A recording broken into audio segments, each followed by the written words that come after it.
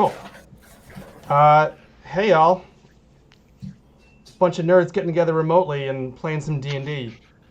I'm down with this. I haven't played D&D in a couple of years, so I'm super excited to get back into the hot seat, so to speak. I'm going to be DMing tonight, Dungeon Master. We're playing D&D 5e, it's 5th edition. We're doing Forgotten Realms, campaign settings. If that doesn't mean anything to you, that's fine. Some folks want to know about the nitty-gritty, but I just have a question. Us. Hit me. Does this change the meaning of slide into your DM? It makes it dirtier, actually. I'm just considerably. Yeah, we're gonna get to that in a little bit. Right. Because the old adage, I live by two axioms, right? Sauce covers a lot of sins, and too much lube is not enough lube. True. Both of those things are facts. All right. Checks out. I somehow expect both of those to become relevant. Yeah, the way this game's going to play out. What I'll say is I don't want to take up too much time with the prelude, but I love D&D because it gets people together. It gets people who might not know each other in the same room, even virtually. Half the crew here I've literally never met in person, which is pretty cool. And we hadn't even talked before organizing this game, and I think that's one of the magical parts of Dungeons & Dragons. What I will say is I require a highly inclusive environment for my games. Everyone's going to play nice with each other. We're going to be respectful of each other, and that includes the chat too. So if people aren't abiding by a general code of conduct, I'm going to keep people to a general, be good, don't be assholes, and be respectful of each other, and we'll get along great. Beyond that, go nuts. This will not be even PG or PG-13. This is going to get R real fast. I also want to give a little spoiler warning for that. I don't think it's entirely going to come from me, but that said, this is a wild party. I think things go off the rails. It's also going to be a lot of fun. So I hope we all enjoy that. I guess people have heard about my podcast episodes. Word's gotten around. I mean, we spent 10 minutes talking about farts last week, so... I mean, it was relevant, though, right? It was relevant. Fair. I wish farts would be the worst thing that happens tonight, but I don't think it's going to. No, that's gonna be mild. It kind of depends on how bad the fart is, though. This is very true, actually. Okay, that's a fair point. Okay. I do want to give intros to folks. I do want people to feel like they can introduce their characters and explain who they are, but I also want to incorporate part of the story, and so I'm going to kick it off and start. So we go, and I'll give you a pretty obvious platform to introduce who you are and give you a description of your characters and what brings you to this whole scenario. But for now, I'm going to do a little scene setting. So, you're all in the city of Neverwinter. You're walking cobbled streets of town in the Black Lake district. It's dusk. There are ornate lamps that are kind of dangling along the side of the street, reds and oranges and yellows shimmering off the nearby water. You're here for a job, and the details of which you're still a little fuzzy on. But the sort of work you usually come across doesn't necessarily play to a lot of details immediately. You can take what you get, and this is a good job from a respected person. At least respected in terms of the area that which the work you find. As you're walking by, you're getting a few looks. This is kind of a little bit more of a noble part of the city. There's some money going around, and while you're no scrubs, you're not certainly looking like you've, in beggar's clothes or anything. It's hard to compete with the kind of fineries that everyone's in. And so you're getting some looks, but mostly that oh, I kind of see what you're up to. You're probably up to no good. And you're all here because you've seen the same missive that reads as follows. Your attendance is requested at my place of business in 3 days' time at early evening. Directions forthcoming. I will have work to be completed in the same night. Discretion is of the utmost concern. Resplendently, Mother Odaza. And you all know Mother Odaza. She's not exactly big time. We go way back. She's not big time, but certainly she has enough of a following and has enough fingers, enough pots where she can get some dirty work done without necessarily raising the hackles of maybe the high crime lord families in town. Dirty deeds done at fair market value.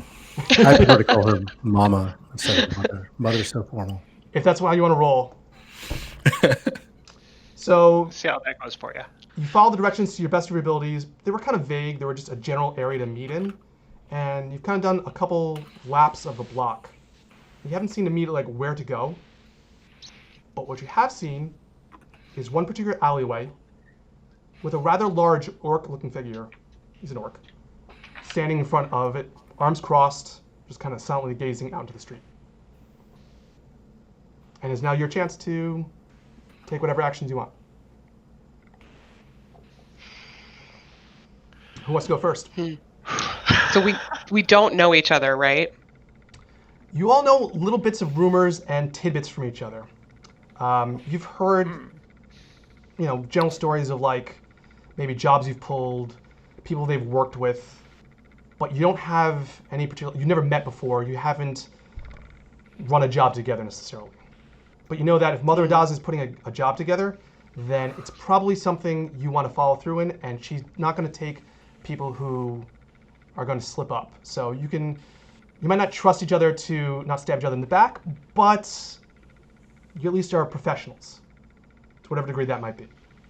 Okay. I'm going for respected but not respectable. That's my that's my vibe. I will go tap the orc on the shoulder. I want to know what's up with this orc. Like, what's he doing hanging around in this, like, super it? What's the orc's gender? Very easily recognizable as he, him. Okay. So I would like to tap the orc on the shoulder because I think he stands out in this nice, fancy part of town, and ask him what's up. What's going on? How's it hanging? What are you doing? Are you like smoking as you're saying? Kind of like just. Yes. What's up? I like that. It's I can't chain smoke actual cigarettes inside of my apartment, so we're vaping. He kind of bends down a bit because he's a rather tall, looming orc, and he kind of bends down and squints a little bit. You says, "What's up with you?" And kind of bends back a little bit.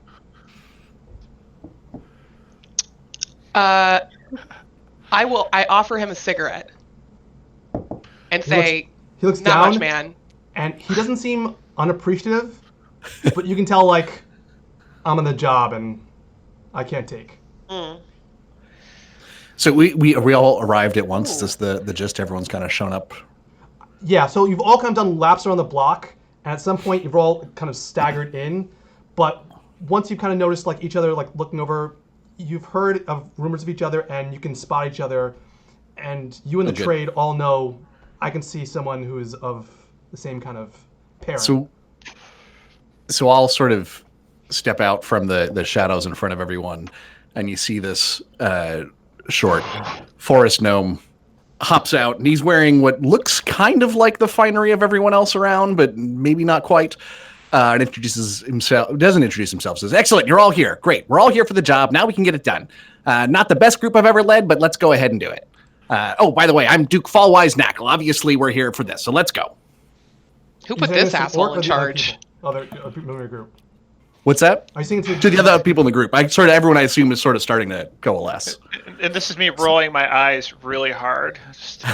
So me being, I guess, possessed of high charisma, and as I tend to want to be dressed in, a black kind of, not necessarily a military-looking uniform, but definitely the clothing of someone that looks like they are accustomed to fighting.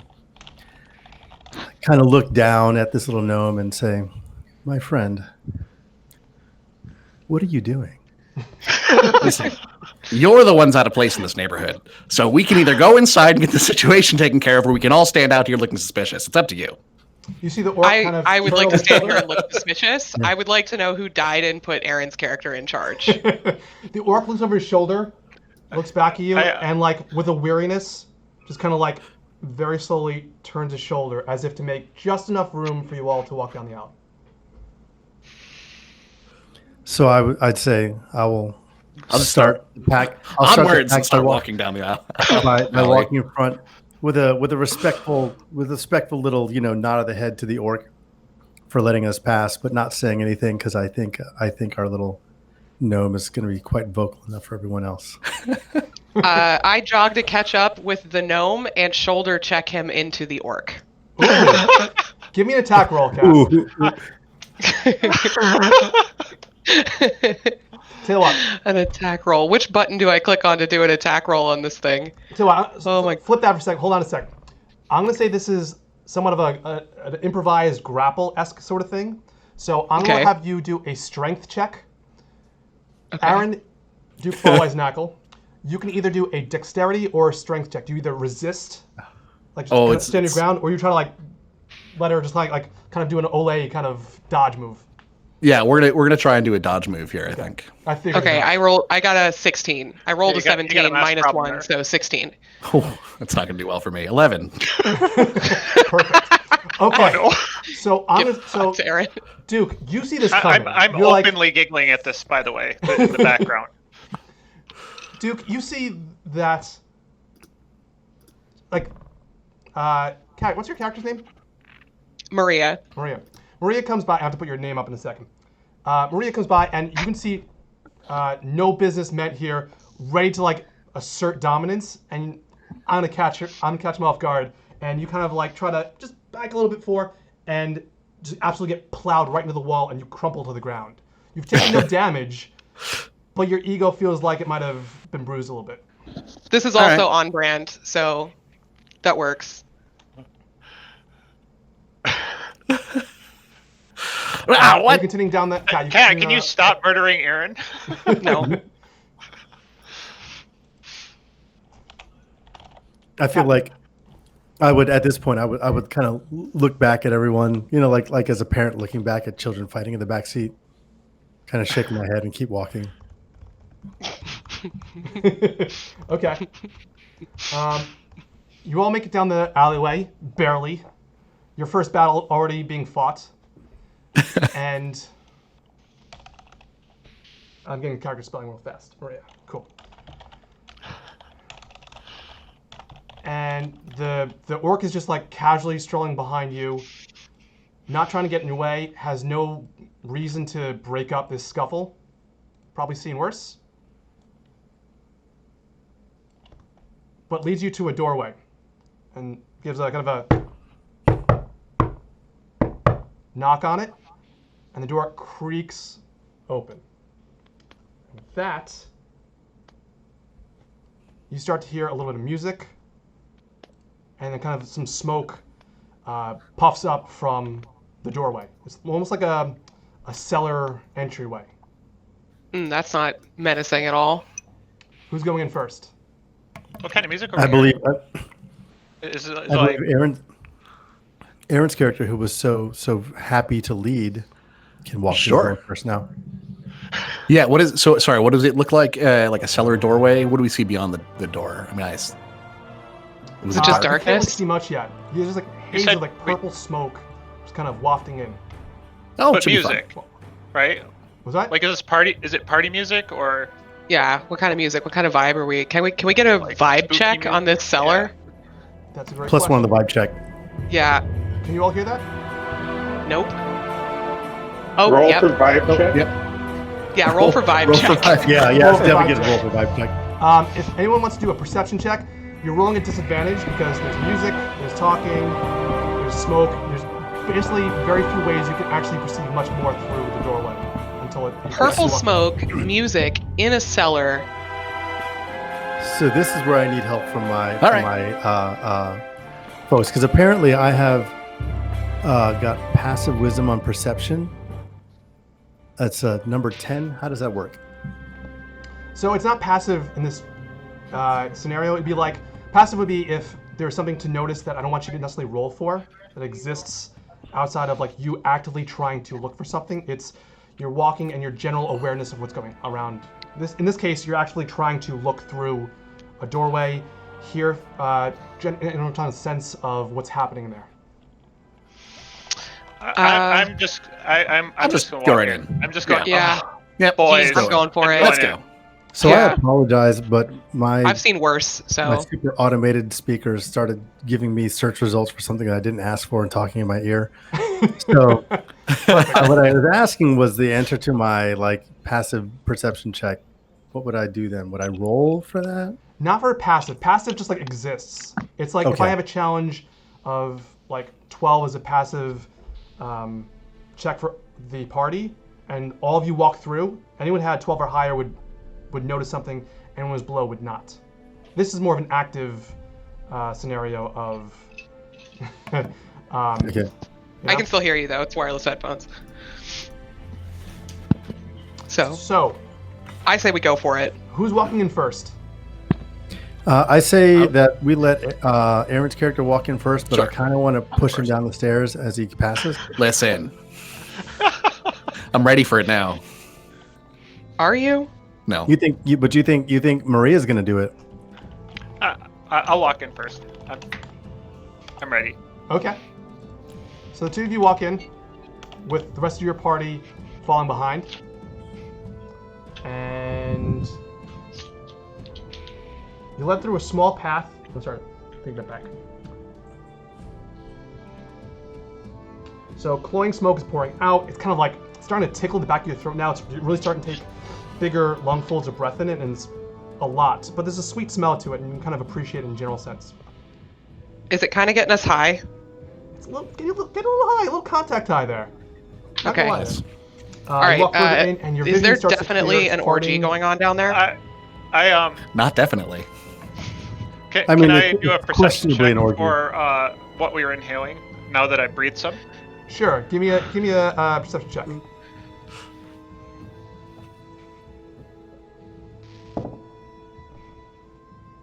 There it goes. Whee! Oh, come on. Is it? Why is it so slow? 16 plus 2 is 18. Yeah. You're no stranger to this. You've seen some stuff. This is husk, and it's kind of a what would look like it grows as if it was a beehive sort of thing, and then you dry it out, and then you either crush it or smoke it in some way, and it is sweet-smelling smoke. It's usually smoked in a pipe, and it certainly costs a bit, so it's not like some cheap drug you find in the street. Excellent. So whoever's smoking this is probably knowing what they're doing. Awesome. You walk Are they up first. interested in sharing? You'll have to ask. Bargaining is Excellent. absolutely part of the game. And as you walk in, the smoke finally clears, and you kind of take a grasp of what's happening around you, and you see a gnome. And they're sitting on just a pile of like pillows and couches, and basically this big mound, almost up to a throne-esque sort of thing. Are they cute? And they're just kind of lounging a bit in comfort. They've got these pink rivulets of hair coming down. Definitely and- sounds cute. And you can see she has giant ruby sunglasses on, and a big cigarette holder, which is smoking the now known husk, and kind of just casually taking in everything. So it's an opium den. I will. In my mind, this short person with pink hair It's no. reminds me of a very notorious Kubernetes security expert. I will neither confirm nor Or deny what any Kubernetes experts smoke in their spare No, you time, see- or what criminal Or syndicates like they run. This gnome has Heinrichs. pink hair. That's true, it's pink hair. Like 100 notorious Kubernetes He's- experts. But they are Uh, notorious for I- changing their hair color routinely. I will bow and give a grand greeting in gnomish to our fellow gnome sitting here. At that point, she kind of notices your party, and she adjusts her glasses and takes one more puff. Kind of look back a little bit. Lets it kind of breathe out and kind of swirls around her head, and it sometimes obfuscates her face, sometimes kind of spins around. Very much like that cat. Thank you for the effects. I love it. You're welcome. And says to you, well, I suppose at least half of you will survive tonight, which is something I can live with. And I hope to hear for more than just the ambiance. And she kind of strokes like a large orc that's right next to her and kind of just falls back a little bit more too. And then looks at each of you again. But I like to know who is working for me.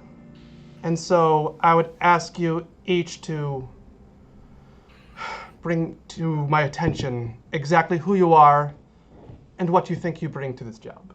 And this is your chance to give introductions. Describe your character, your name, pronouns, anything about your character you want to basically share with party and stream. As I spill water myself. Well, you know, our mouths misfunction sometimes. It happens. I asked her if she's going to bogart that thing or if she wants to hurry up and puff, puff, pass. Are you asking, or are you asking me, the DM? I'm asking her. She says, I like you. You're forward, and I appreciate someone who knows what they want. But get your own. Takes another puff. Rude but respectable. I'm I going accept that. With a different tactic. With my Tiefling wiles in action, I ask her, well, I thought I was coming here for one kind of work, but what kind of work are you looking for? She audibly laughs at that. Says, you are very funny. I hope you live.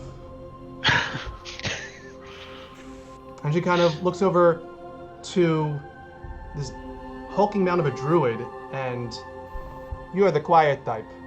I'm not sure if I trust you. I want you to say something right now. And she points right at you, Rein. So, Reinhold Messner, he, him, is tall for a dwarf, even willowy. His dark red hair is long and unkempt, and a single streak of gray runs through his poorly braided beard. He's wearing shoddy leather and an emerald green cloak, which is in surprisingly good repair, all else considered. He is wearing a small round stone in his hand, polishing it to a muted sheen, and he seems to be missing the tip of his nose, wearing a small gold prosthetic in its place. He is gazing off into the middle distance, and he seems startled when the real world impinges on his thoughts. He blinks for a moment, looks at her, and says, "What the fuck did you just say?" You put so much effort into this. I love it. Oh my god, Rein. She takes a pause. I'm so glad I was just muted. said. It says, so you don't talk, and you don't listen well. I don't expect you to live, but that is okay. You're big, you're bulky. I've seen plenty of your kind. I can replace you later. It is fine. And then she points to you, Tim, and you over there. You can handle yourself. I can tell right away. She's gonna do one of these. Tell me about yourself. Well, I introduced myself as Devonte. It's a black Dragonborn monk. I wear black leather. Somewhat form-fitting. Arms are naked. Mid-calves down are naked. I don't wear shoes. I have open hands. I don't carry weapons. I am the weapon. Yes, you are. Yes. As I talk, you see the scar across my cheek ripple as I speak. I tend to not talk about how I got the scar, but suffice to say that it was well earned. I don't care to ask, but I appreciate your silence too. And you're not my type. And she kind of looks around at and you notice right now there's just big bulky orcs all around her. She says, but if you were my type, you would be my type, if you know what I mean. And she kind of chuckles to herself a little bit. And I say back to her, many women have thought the same thing until they realize that I am their type. Oh, very amusing. But enough amusing. And she kind of throws her cigarette down, and you see an orc immediately pick it up and like refit it with a new like bit of husk, light it, and like hand it back to her. And she immediately takes it again. We are here for business, not pleasure. But I don't think I had a chance to introduce myself. Oh. No one yes, cares. Yes, Saving yes, the loud one. Go Nobody ahead. cares about you. Fine. Goodness. That's the general mood of the entire group. The Duke steps forward and throws off some of his finery to reveal a very catchy, flashy costume underneath of it. Duke Falwyse, Nackle at your service, and he pulls out a coin and starts doing some sleight of hand routines. So I actually got a 20 on my sleight of hand check, various, making it disappear and reappear. And as he does it, he's like, but that's not all. And you see a few other gestures, and he stashes the coin, but instead starts doing sleight of hand routine with different objects. And at each small flash of light and different gesture, it looks more and more dangerous until he sort of puts it all away in a small, flourish and everything else like that. And I can prove, of course, my pedigree and everything else, and presents his documents with sort of a wink to the madam sitting on the throne of pillows there. She says to you, what is this? Who invited you? It's no matter. Fine, you go, you win, but you don't do your magic tricks. That's fine, whatever, as long as you get it done. I don't care. But Have we just witnessed an attempt at nepotism on the Duke's part by flashing his pedigree? Well, not at all. No, but it's fine. It's fine. It's fine? Good. It's fine. Someone needs to knock the pedigree out of his hand so I can urinate on it. You can knock it out of his hand. No. Should we stop back and Everything's put away. Hit more of the details for Kat and I, who just kind of plowed forward in the story, and because we didn't. I feel like I underplayed it after hearing Rein. So she pauses for a second. She goes, "Okay, enough. You go. You three." She points to Duke, to Reinhold, and to Devonte. You go. You stand in the corners. I will tell you when I want you. You two. And she points to Maria and Renice. Renice? Renice. Thank you. You two come forward. I like you. You speak now. And she's waiting for one of you to start speaking. And you can describe your character a little bit more or anything in depth. Right. I didn't prepare an elaborate backstory for my character to be explained what does the in character game. look like? So my character is I don't know. Oh, her name's Maria. We'll say she's taller than me. She's 6 feet tall. Okay. Blonde. Fairly muscular, but very lean. Mm-hmm. And she doesn't look respectable. Okay. Okay, she does not look respectable. For the people watching, I literally just made John Constantine into a character sheet, but female. Okay, so that's what we're going for. And Maria is the name of John Constantine's one surviving daughter. So she's tall, she's thin, but she's muscular, blonde hair, short cropped, not quite a buzz cut, but some length on top. And she does not look respectable. She looks clean, but she looks a little bit uncouth. I like it. Do you say anything to Mother Odaza, or you just kind of let your presence speak for itself? I think I'm just going to make eye contact with her and stare. An uncomfortable 5 minutes passes. She says, "Okay, you keep your secrets. I don't care about that either. That's fine. But you stay there because I don't want to hear from them. You stay here. They're quiet and I like that. So you stay there. You, Renice. Oh, I don't know you, Renice, but you speak. Tiefling." So as I step up, you might notice that I am about 6 feet tall, and have a fair amount of muscle for my frame, and a tail that is prehensile and useful at times. With reddish skin, a little bit about like the lighter squares on Aaron's shirt. Maybe a little less boisterous. So she's a cleric and is kind of obsessed with this goddess, who is about being beautiful inside and outside, and she likes things that are pretty and having a good time, and she's constantly flirting. So she's interested in this, showing interest, and I say, "This is a nice place you got here. You party much here?" Yes, we looked around. Party here. That is quite. Yes, that is how I would put it. I like it. Should we call them back, or I guess we should call them back, shouldn't we? And she kind of waves, and one of the orc, like, just bodyguards, kind of ushers Devon, Reinhold, and Duke back. Not so hard to usher Duke. Duke can't wait to get back. He's kind of rushing up. But okay, let me tell you why you're here and why I want you here, and then you can leave. That would be best for all of us. And she says the following. I require an item to be extricated from undeserved hands. Balthor Gemfist, I'll drop that in chat.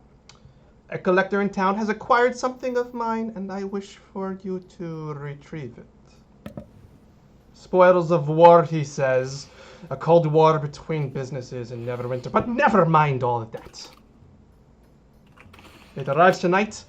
It is sailing into the docks district in the western part of town. I would like to see you retrieve it for me. I don't want it to fall into the wrong hands, and so I ask you to return it to the rightful owner. And she kind of takes a pause and smokes again. I don't care who the rightful owner is or what wrong hands means. What are we being paid? And what specific dangers are we walking into? So, is in the Twitch stream chat as well. You know the name Balthor Gemfist. He is a dwarf in town, about the same level of reputation as Mother Odaza, but different, sides of the same coin, so to speak. More into collecting precious things around town, as his name might imply. Mother Odaza is more into secrets and that kind of laundering of things that are best to keep, skeletons in the closet sort of thing, and what kind of trading of those secrets can produce her, coin. Gemfist, on the other hand, is ostentatious. He's a big burly dwarf, and he wants big, shiny things. And you know that anyone with that much money has to have some muscle to back it up. And if you're going to steal from someone who's got a lot of money, you better know what you're doing. And you might take a couple hits in the way. I ask her if she minds that on our way to retrieve this item and return it to its presumably rightful owner, not that I give a shit, low-key, if she minds whether or not we take some things for ourselves. Suits me just fine. I don't care, as long as I get what I want. I asked, does it matter if the hands that we pry this item from are living or dead? No, it doesn't suit me. You might upset the balance, but it's fine. We recover, there's some bloodshed, we get back together. It's fine, it's fine, it's fine, it's fine. Of course, you will be compensated. I will give you each, and she kind of thinks about it for a second, though she already has a number in mind. She kind of rolls her head back at you and says, 200 gold each. Is that a deposit? Cash on Seems low. Well, I want half of it up front. She laughs and says, no. That's never been how it works. This item must not be very important. It can't hurt to You ask. ask for things that's very sweet, but you're not going to get them. And you're in no position to require them. I'll have other people go get it if you don't want this. Well, that seems awful low. If the item is so valuable, it might be more valuable to others. It might be. He takes a puff of a cigarette. Feel free to go find them. Well, I mean, okay. I'm probably going to just I'll do ask it. around. Yeah. Yeah, I mean, as long as Golden No, Pawn is around, you know, it's How about- not really there. How about 250 so I can buy a mouse This is outfit not and come for to one of your bargaining. parties? I've given you Never.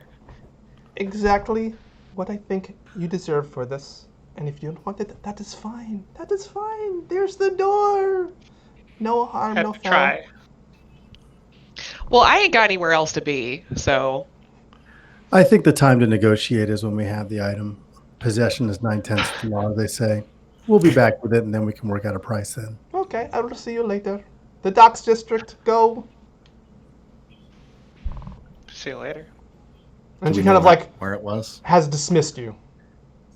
Did we know where it was? I missed that. I'm sorry. So, are we being escorted out by orcs, or are we kind of on our own to leave? You're on your own to leave. She Wait, what just were we- like stopped caring about your presence, basically. I asked her one last time for a hit off of her drug pipe. She's kind of just like lolling a bit now. Oh, okay. Well, then All right. I guess I just turn around and leave. Yeah. Where you we'll go? head out. Yeah, just a little. A sigh and then turn to go. Yes. So as we turn, I ask, how do you pronounce your character again? Renice. Renice. So exactly how prehensile is that tail? Oh. Hey there. What? I mean, what are we talking about here? Fighting or fighting? I have enough enemy combatants right now. I'm not looking to fight. Hey, I think this guy is hitting on you. A little bit, but I'm cool with that. Like, So, as um, we leave, All right. we Reinhold should probably says- come up with the wait, plan. So, Well, go ahead. so as we leave, Reinhold says, "Wait, so what the hell are we doing?" I, And then Rein also says that. So I'm going to. do we know what we're getting from whom or where it is? Did we get those details? Well, we know Yes. who it is. We know Yeah. where approximately they are. So I here's what I think we should Because do. I I'm am not talking taking to the this. group right now. Let's go up to the pub and sit down and let's figure out what the fuck we're gonna do. I pat Reinhold on the back and say, "We're stealing some shit, buddy." Oh, And I say kind of in a half whisper to the group, do we have to bring the gnome? Yeah, we do. He's paying. You don't have to, I suppose. We could always drop him off the dock. Does someone have to wear him like in a backpack or something? To the pub. Onwards. To the pub. Yes, let's. Well, I'm staying- is there a pub nearby? There's always a pub near. It's always a tavern, a pub. It's always something like that. We're going to the nearest place we can find. That Okay, so doesn't you're look staying like in it Blacklight sucks. District and going to a pub there. Okay. Yeah. You find a place called the Feather in the Hat. It's fine. All right. You're still out of place there. They're probably like fine ales, like people who get too into IPAs, that kind of thing, you know? Ugh, Yeah. hard pass. Yeah. So Neverwinter has IPAs now.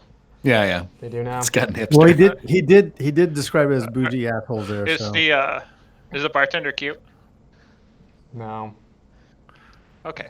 Do you Sorry. care that the All right. bartender isn't cute? All right. I do care. Okay.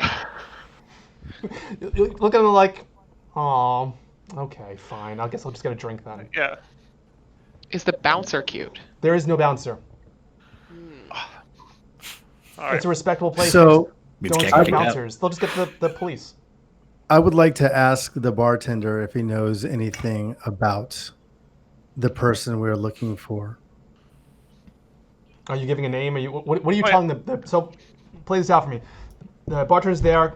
Towel the show. We're gonna get you. So Wait, and I forgot. whoa. We have not ordered our drinks yet. Like, I'm not drinking yet. We're gonna get Was some that information He first. completely ignores you. You're not drinking yet. Okay. Tiefling, No, what do no. you want? I'm drinking. I'll order a All drink. right, whiskeys. Gin and tonic. Looks back at you. Kind of gives you a look. Like gin and tonic, yeah. And you're tonic. I have money. I would ask the bartender what he has to serve to someone who spits acid. He's already ignored you. Pours 3 whiskeys out. 1 for the gnome. Reinhold. I'm getting confused now. This is killing me. Reinhold. You're a dwarf, right? You said? Okay. I'm actually asking you as a DM, not as the bartender. Sorry, yes. I am a dwarf. Okay, so he I pulls. I think we're learning this guy's a little Definitely racist. paying attention and 1 not whiskey for the reading for the gnome, 1 whiskey for the dwarf, and 1 for the tiefling, and then starts making a gin and tonic, which is just like, and then like in a mug. It kind of puts you a gin and tonic in a mug. That's okay. In a mug? Should I move my gin and tonic, my actual real life gin and tonic, into a mug for realism? Because we have a mug. Yeah, it says 2 gold pieces.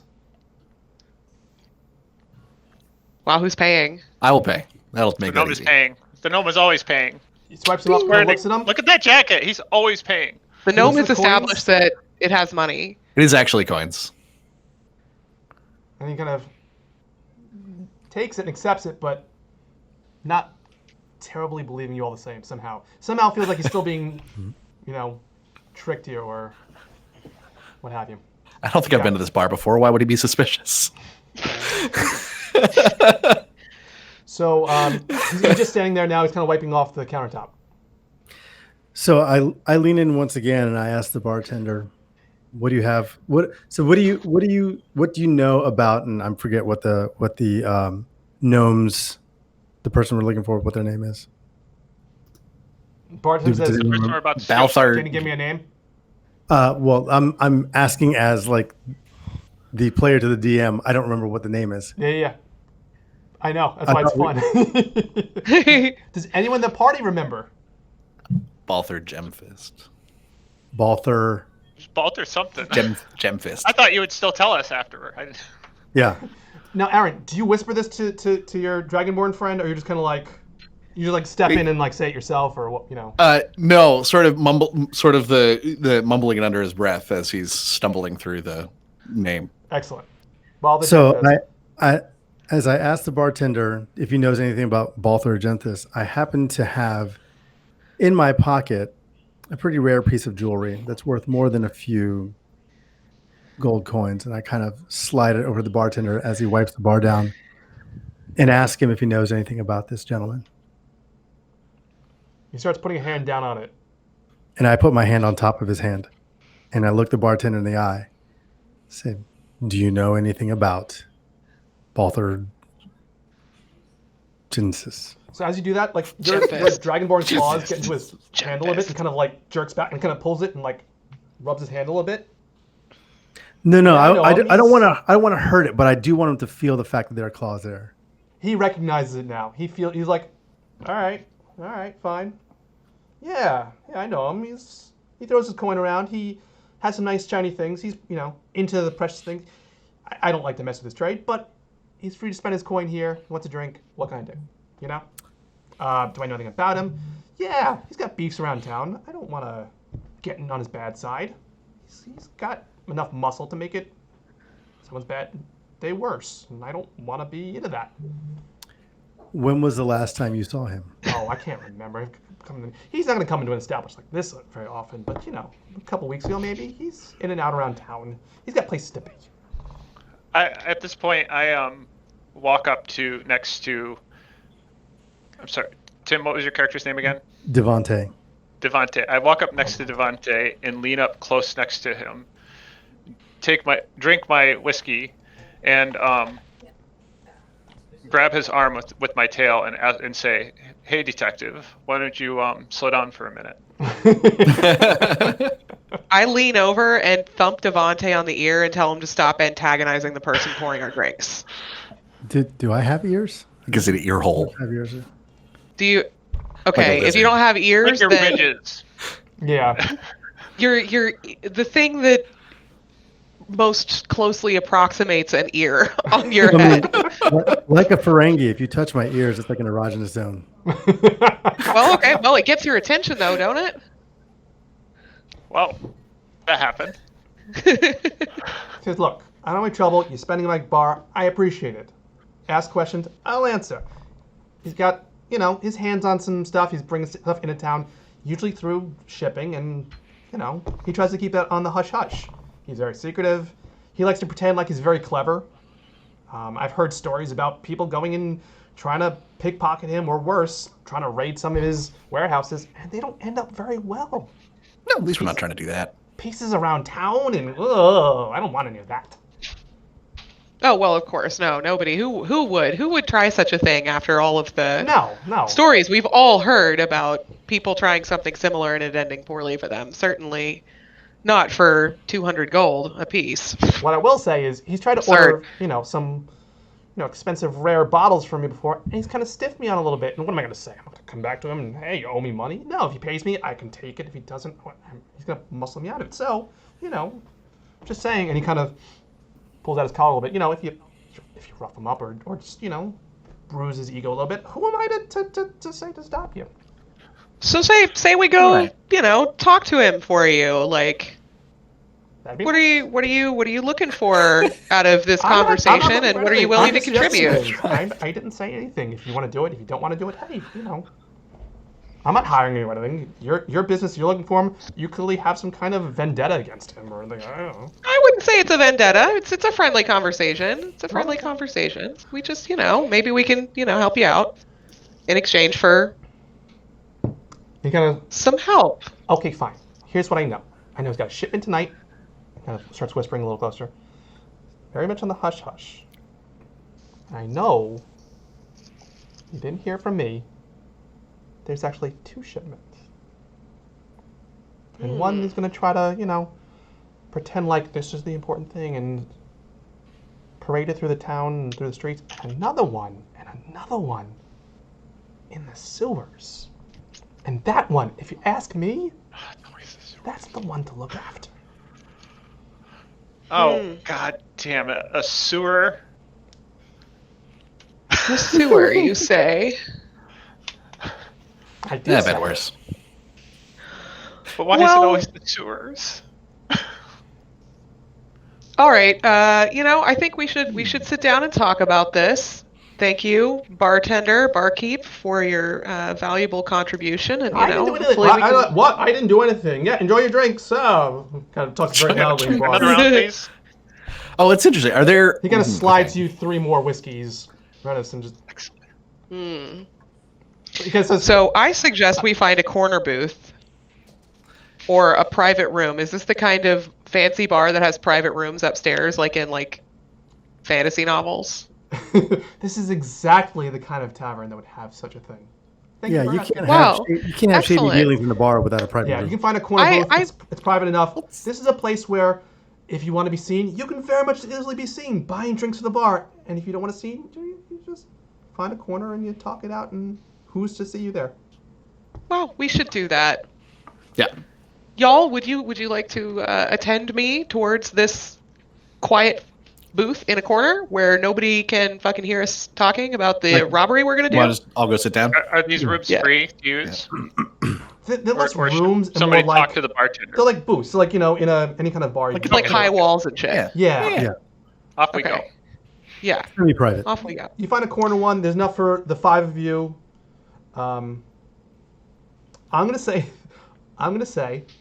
that Duke Falwyse, you're kind of huddled between Reinhold and Devonte, and you're trying to make some space, but you're standing up a little bit, but they're kind of squeezing you in a little bit. All right. You're at the very center of the booth. It's like actual round table booth. Yeah, I always put the short one at the back. It makes sense. Of course, right? Yeah. Do you need a booster seat? I need just a little bit of space. Okay. Yeah. Do they have high chairs for the Duke? here? Alas, no. This is not what you would think. Like a nice bar would have high chairs, for all the babies you want to bring in to a bar, but they Hey, don't. Well, I mean, it's Let's like just say, gnomes and Middle Ages halflings are and not so on. strangers to bars. It comes in pints. Baby bars. Baby bars. Barrettes. Okay, so y'all, team, crew, and dwarf are we going for the sewer option? Because the barkeep seems fairly convinced that this one shipment is a distraction and that the actual thing is coming down through the sewers. Like, how credible do we find that? And A sewer is are a we going great for the place. sewers? A sewer is a Probably- great place to both ambush and be ambushed. That's a little True. too convenient. Probably gather additional information before Yeah. we run off from just the barkeep's testimony. Yeah. It's just like, to me, it's because it's a sewer, it has to be the sewer. It's always a sewer. It's always Right. the sewer. You can't get giant rats unless you're in a sewer, so it's going to be the sewer. But Oh, you think it's feel just me like- giant rats? Oh, that's adorable. Oh no. Nutria then? My well, God. what's so actually a curious question for whether or not this is obvious in the environment. Based on like the bartender sort of shooing us and speaking quietly, are there folks that are friendly or work with Balthar around here? Like, is that someone who would be in this area or not really? You figured that with enough money going around here, you never know if someone's in the employ of who, or multiple people. They might be, mercenaries, jumping back and forth. Who do they care? Who they're serving, as long as they're paying coin. And there's some people who are a little more loyal to particular syndicates around town.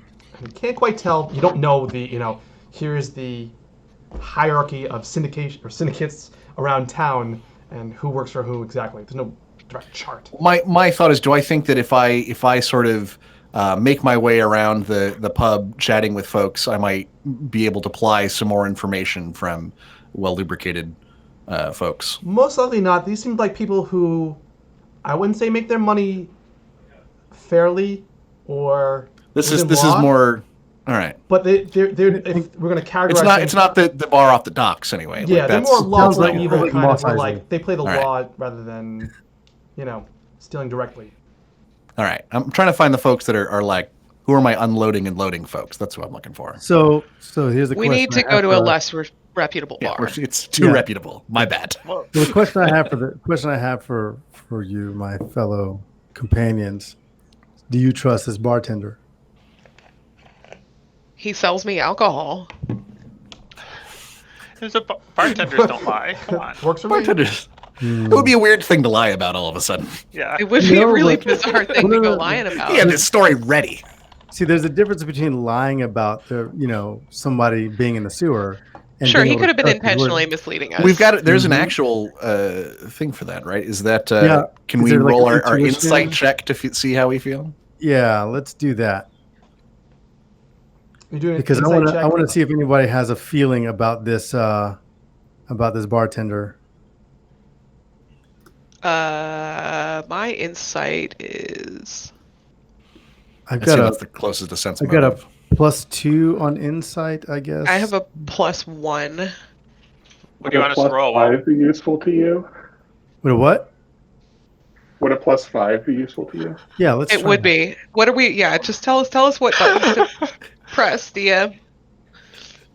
So give me an insight check, Reinhold. You've been staring quietly. You haven't touched your whiskey. You're just standing there, kind of taking it all in and such. You've got a very Wait, good idea. Of he hasn't what's touched his happening whiskey.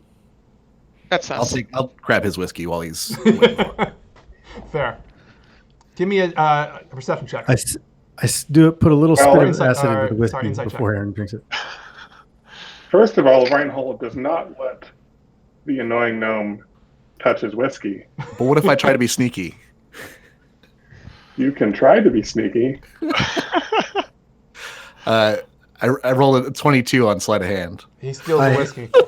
But what you do is I you don't grab steal the the Duke and glass. hang You him just up on tip a the hook. glass over like It's against the fingers perception, so he like can still this, see. and pour the whiskey out into your glass, and you sip it and like I just grab him by the gold coat and hang him up on like a coat hook, so his feet can't touch the floor. Why? Because I had 3 whiskeys. I don't have any. Just because you're annoying. Okay, Devonte, give me a First of strength all, check. the gnome drinks my whiskey. Devonte, give me a strength check. Duke Falwyse, give me either a dex or a strength check. I'm guessing a dex. Oh yeah, we'll go with Dex. Wait, I'm doing what now? Give me a A strength strength check. check. Click on the strength, and it should be a d20 roll.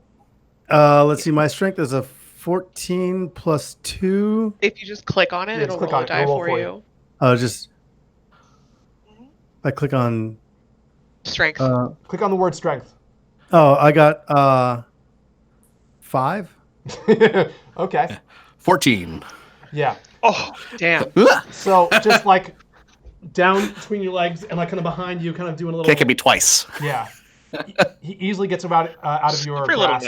gnome. And I feel like Aaron's rolls are a little loaded lately. he's really good at D&D. What can I say? It's got hot dice. Oh, it goes Yeah, sometimes. apparently. When you're all doing Everybody this, loves a slippery gnome anyway. Reinhold, did we get your insight check? It turns out we did not. That is Oh, what were we here for? 24. 24. Oh. You've met this bartender before. You know him. You know exactly what he's about. You were at his bar. You have seen him not every day of your life, but you know him well enough where you can read him and exactly when he's telling the truth and when he's not. At this point, just the Dragonborn alone was enough to kind of say, hey, I don't want any trouble, and he's not willing to cause any more undue harm to himself and his bar. So he's definitely not going to mislead you. It seems like he's on the up and up, and you know him well enough where, sailors come into this bar every now and then, at least the captains and maybe the higher-ranking officers enough, where you've heard Gemfist's name dropped before. You know, he pulls in some illegal stuff. Nothing anyone really cares about too deeply, and if they do, there's other means of handling it. And so when bartender overhears something like this, and he tells you that, it seems like he's likely telling the truth. Okay, so we can expect him to be well informed from like high-ranking people, y'all. So I relay this information to my camp comrades and also to the gnome. That's fair. Took me a second. Well played. I like that. Okay, so do we think it likely that the bartender's assumption that the sewer route is the one that contains the goods we are after? Do we think that's likely? We think he's correct. Well, does it? Well, I'm I using think game theory. I think even if it doesn't contain the specific item we're after, as long as Baldur Gemfist is there, we could probably get to the item as long as Sure. we have him or them. Yeah. And we've established that the item we're after is going to be one or the other of these packages. I don't believe Right. that we have established that, actually. Because I thought we were going for a warehouse. So, like, are we going Yeah. after the right thing so that we don't get murdered by that very rich woman? We are going for a way into that warehouse, I think. I don't think we've established that either of those shipments contains the particular item we have been sent to get, only that it is a valuable shipment in one or the other. We could possibly use the contents of that shipment for leverage, Or we could just hide in the shipment. To get in. or we could use hide. We could hide the gnome in the shipment, and then if he gets lost, it's No, I wouldn't have to hide in the one's there. shipment. He's very I would just small. walk in. He Put could him- definitely fit in a crate. Yeah, put him in the crate, and Don't then if they put me in. Okay. Yeah, you're going in the crate. No, I I'm not going to the crate. I think that's Yeah. a good strategy. Yeah, that's a crate. Just gonna, Yeah, you're in the crate, I'll dude. just walk through the front door. It'll be fine. No, right. you're in the crate. We're using the gnome as a mole Yeah, in the crate. in the crate. I like this. No, in the crate is how rogues do it. Anyway. Yeah, we're rogues. No, rogues do it from behind. Could we like combine the three of us of our strength to put him in the crate? First, we We're have not to even find at the a crate yet. Four of us, right? Can you, like, stop playing with the gnome for a second and can we focus? Yeah, sorry. Like, put the Step gnome one, away. find a crate. Stop touching it. Sorry, Mom. Like, can we focus? You're gonna go blind. So Okay. So we're going for the warehouse, or we're going for the sewer? Like, Sewers are only solid lead if we trust his bartender, I think. Yeah, I think we're going to the warehouse via the We should- sewer. Yeah. Probably oh, I like that. Can we get go there? to the docks and figure out how stuff gets into the sewer. So this is all happening at like tonight. So like we go now, we can check the sewer out a little bit. Yeah. Yeah, we assume there's a sewer entrance at the docks because that's how cities work. Yeah.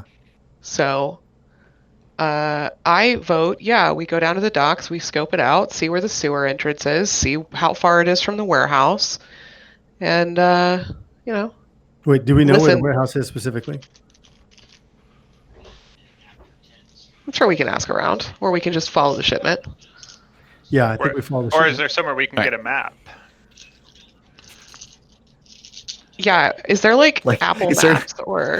Is there an is it- abandoned is it- chest in What- some well, unspoken yeah, room Did somewhere? we just Would- ask would we Siri have- to find the warehouse where the item is? Is that it?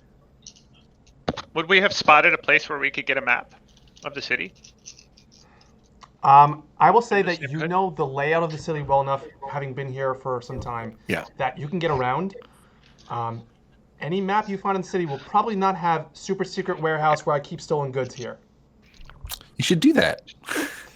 It's not like a map to the stars homes, except for like That's how the criminals. movies work. It's not the Marauders map, right? Yeah, it's That's definitely like not a map. definitely how it works in Well, video games. if we're gonna make So- our way down to the docks either way, I'm gonna have to change. Okay.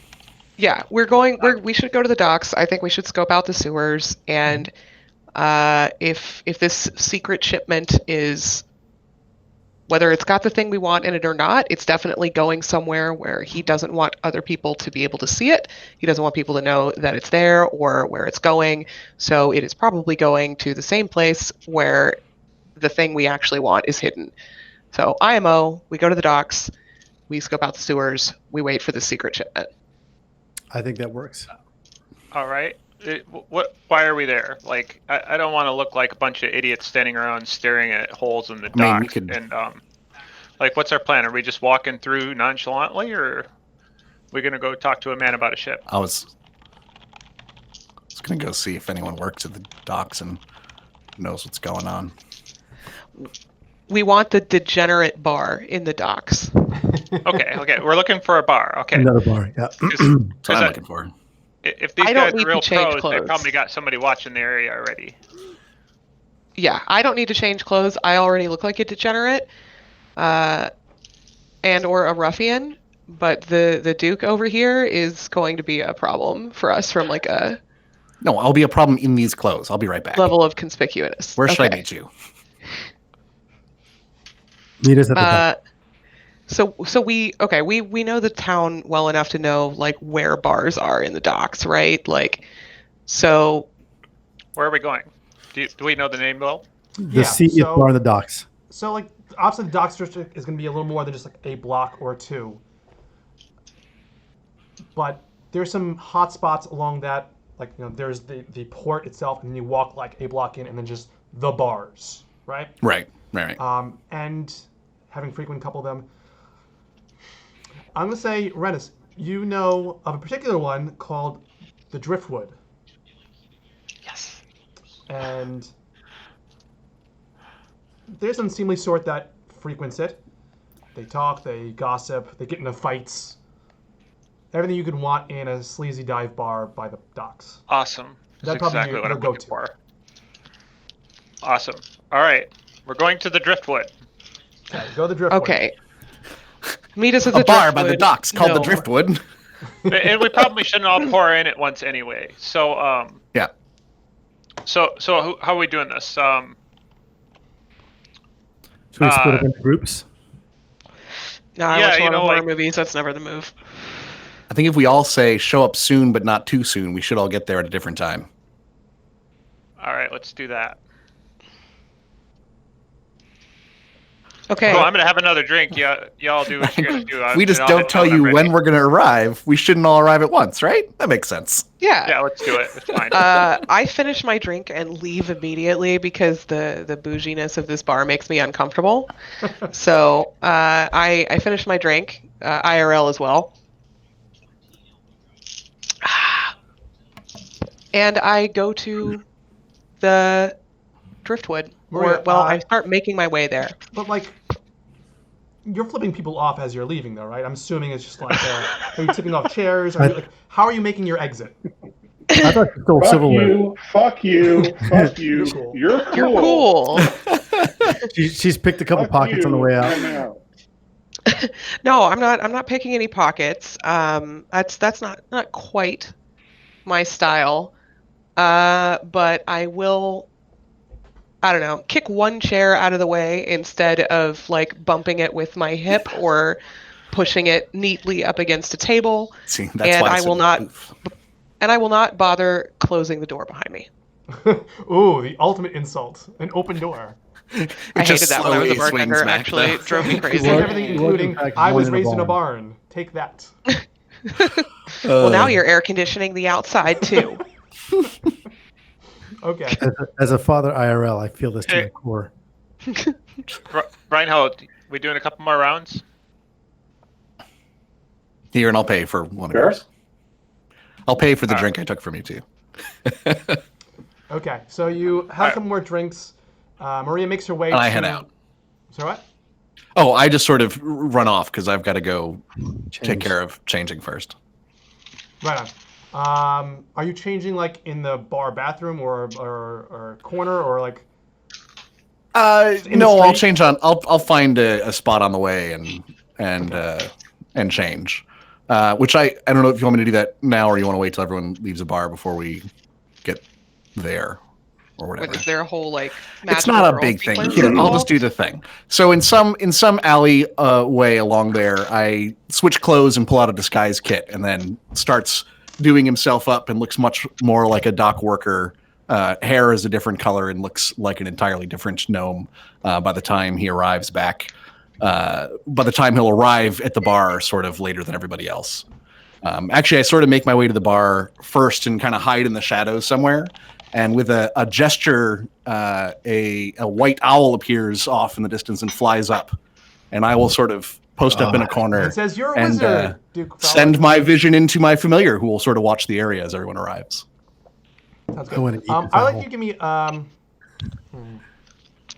say a deception check. Yes, for the disguise kit or a different thing.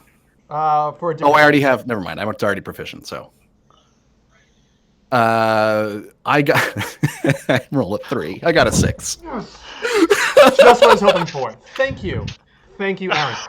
Here's what happens. You are strutting down the street. There's very few people, but you're still like one or two people who are just like you're waving to them and you're trying to make it very obvious that like nothing's here. Oh, no, you follow eyes, and then you just like whip it into an alley, and you knock over like 3 garbage cans as you do it, and you're struggling with pants, and you're seeing stuff in your face. And everyone's kind of like looking down this alley now. What is going on? And you pop out like I'm a sailor. Arr, yeah, right? Me hearty. Perfect. You're giving like the worst kind of sailor Perfect. talk. Yes, hello, I am a dock worker. Hello. Hello, fellow sailors. Yes. Port, starboard, huh? Huh? I feel like the Duke wouldn't dress as a common like enlisted, swabby. He would probably try and be like an admiral or a commodore or something like that. I think No, the he would. implication He is would. that the Duke is a You would disguise dress as well. yes, that is my hat tip for making the subtext text.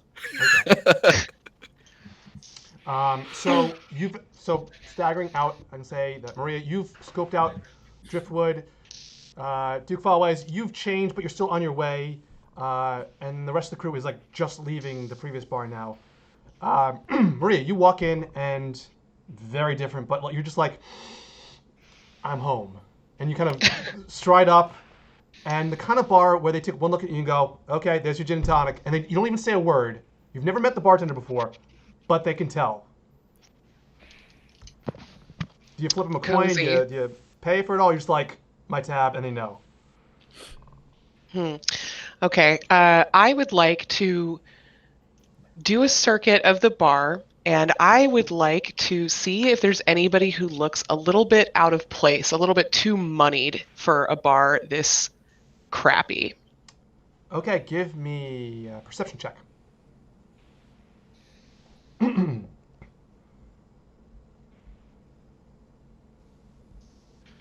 Perception check. Where is my perception button? Here we go. 16. Excellent. You look over and you see like some people sitting in not exactly companionable silence, but silence all the same, just staring each other down, just drinking.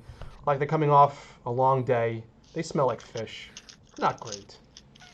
And definitely everyone in the bar, there's no exception. Everyone is dirty and grimy and they just look wrong. And yet still, somehow, there's one person who looks even worse, even more wrong, even more grimy and out of place, despite being just as, covered in soot and such. And it's actually a halfling, though it's kind of hard to tell. At first glance, it is a halfling. He's kind of like a distended belly a bit, and is in these big raggy robes, which not too many sailors or dock workers really wear, and got these like kind of spindly arms where he kind of keeps adjusting his robes and like they keep falling down. But you can see like, he's gaunt despite the distension in his belly, and he's got like big, thick black, not curls but like waves of hair that are otherwise on his head that kind of stick into his hair, and he kind of looks around. He's a little hunched and kind of licks his hand and like licks his hair back and stuff, and he's just kind of like looking around. He's not making himself very obvious, but he's just casually just sitting there and just with a little cup. Not really drinking it, just holding it in front of him. I sit down across from him unannounced and ask how he likes the bar. Ask him how his drink is. I did not order anyone tonight, and I don't want you either. You're not my type. I don't have a type. I don't want you. You will not be getting my money tonight. Did this guy just imply that I'm a hooker? He did not imply that. Yeah, I'm feeling that. Presumptuous little squirt, ain't ya? I know when I'm looking to be made a mark. Not that kind of mark, weirdo. You look out of place. What are you doing here, and who are you waiting for? Yes, subterfuge. I never subtle, claimed at any point that my character was subtle. So you are both persuasive and a pleasure to be around. You are a truly double threat here. I'm also attractive. Blessed to be in your presence right now. You are, yes, absolutely. But you're not doing yourself or your employer any favors by sitting here, like hunched over your drink, not drinking it, looking weird and out of place. I am my own employer. And at this point, give me another perception check.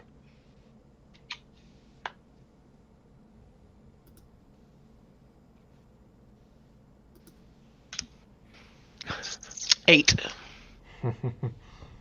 Damn. At this point, you feel two cold, meaty hands wrap themselves around your shoulder from behind and begin to start lifting you up. And he goes, no, that is not it. That is not necessary right now. And you look up, and there's like a hooded figure with kind of a mottled face. He's got to be at least 6'5". And he's certainly built and can certainly handle himself. But there's certainly a coldness in his face. There's no response. There's no... For grabbing someone that tightly around the shoulders, you think there'd be some sort of aggression, and there's none in his face. So this guy is definitely dead, and the wizard's a necromancer. And he lets go, and kind of puts his arms back down, and he kind of moves over to the corner again. Let's cut the bullshit. What do you want? At this point, Duke Falwyse, you've entered the bar. You see Marie in a corner, sitting with this other halfling who's unsightly and what have you. I'm going to give you a pause. Just want to give you you're Who entering walked the in? room, but Maria's still having a conversation. So, Kat. Who's walking in again? Sorry. The Duke. Duke I can Falwyse Duke. is Okay. there. But I'm where sure the are rest we? of the crew is like 3/4 of the way there. You're almost 2. So what do you want?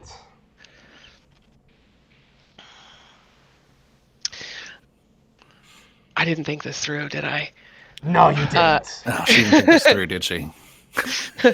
She never Pretty does. funny. Sidebar, she never does. You want work. If the price is right and the work is right, you're self-employed. You're alone. You've got these big creepy things with you. Things. Very cold. Yes, Unpleasant. Yes, I have It's not very patrons. not very encouraging. He But kind of pulls his hair and- you know, you seem uncomfortable. You don't look like you're doing so hot. You don't look like you feel good. I do fine for myself. So, what you doing? What are you hiring for? He says, I'm in the market for procurement. And I've got certainly muscled, but I could use more. Wow, me and my friends happen to be in the business of procuring things in exchange for money. So, what in particular are you looking to procure, and for how much money? He says to you,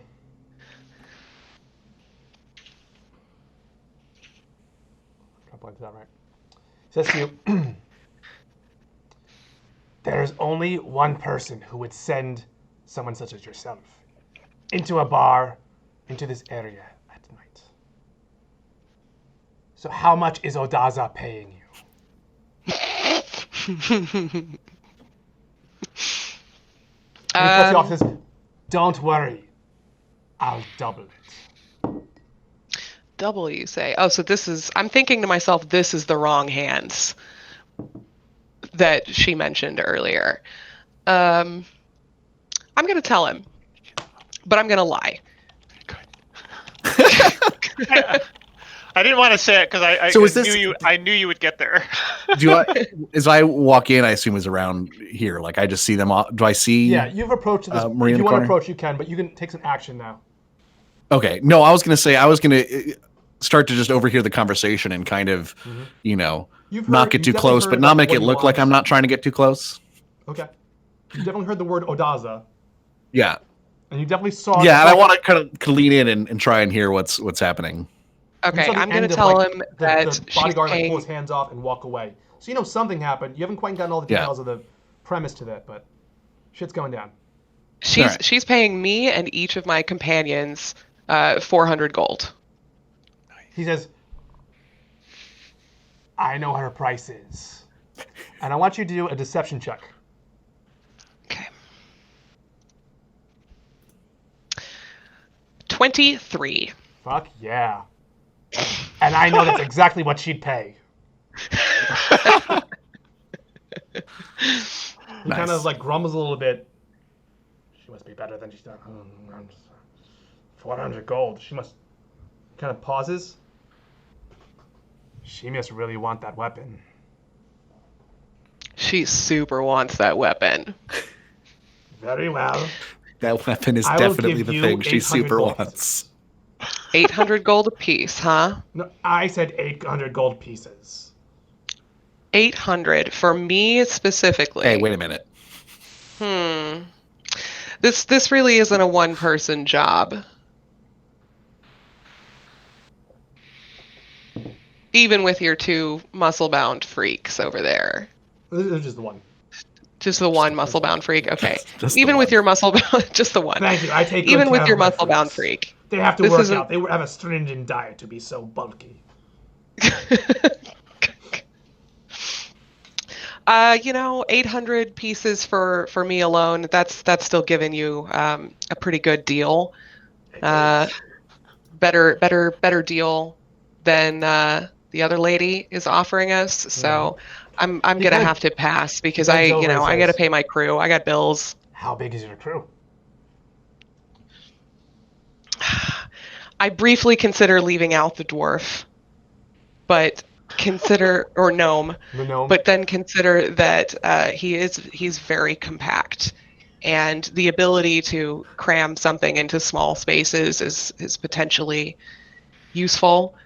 So I do tell the truth about the number of people in my group, and to say that I have four people plus me in this group, and all of us are absolutely essential to the completion of this goal.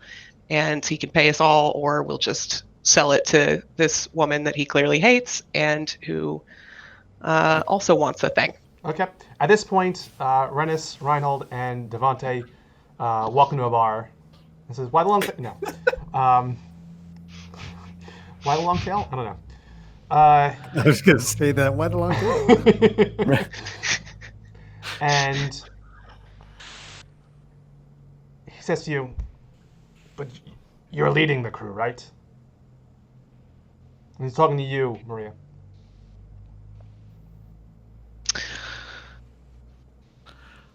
I need to talk to my friends. My friends are gonna. I see my friends coming into this bar. He says, that's funny. I need them. I've met some of your friends, and he slides 2 gold pieces across. And they're so lonely. They want to be with their other friends. 2 gold pieces is not enough. That's what we just paid for 3 It's an example that I will whiskeys. pay you a lot of money. I thought this was better. I mean, it's an analogy. It's, you know, like... He's watching the back like, what he's trying to say. do you believe this? And you see like the large figure just kind of stand there, totally deadpan. Right? Just see? nothing. Yes. Just nothing. Nope. I'm not going to be that kind of person. Everyone with the exception of the gnome has been fairly nice to me, and I'm not going to be a double crosser here. So we're gonna confer, and we'll get back to you. But the money thing is not really negotiable. If you want it worse than Odaza, whatever, then you're gonna pay like it. Like you want it more, you pay more. That's it. I don't have morals here. This is purely a transactional thing, and I'm not gonna bamboozle them out of a payday. So That's we're very witnessing sweet this of you. tableau right now, right? Like, Yeah. So the 3 of you have definitely come in now. You've definitely seen Maria at the table. I'm gonna say We haven't I got a very you vibe we haven't going on heard right what's now. happening. Right? So It's all been like happening off. yeah. Are you approaching it, Duke? I'm guessing you're kind of just like hanging off to the side and just listening. I was casually. trying to overhear. I don't know when I came into the conversation or what I've heard at this point, though. You've heard everything up to the point where, everything after mentioning Odaza. I'm gonna say Renice, Reinhold, Okay. and Devonte. You see them, and you're like, do you want to approach the table? What are you 3 doing? So Reinhold walks up to the bar sort of nearby and tries to make conversation with one of the other people at the bar just to sort of have a reason to be there. But Reinhold has a charisma of 8, and so it does not go well. Give me a charisma check.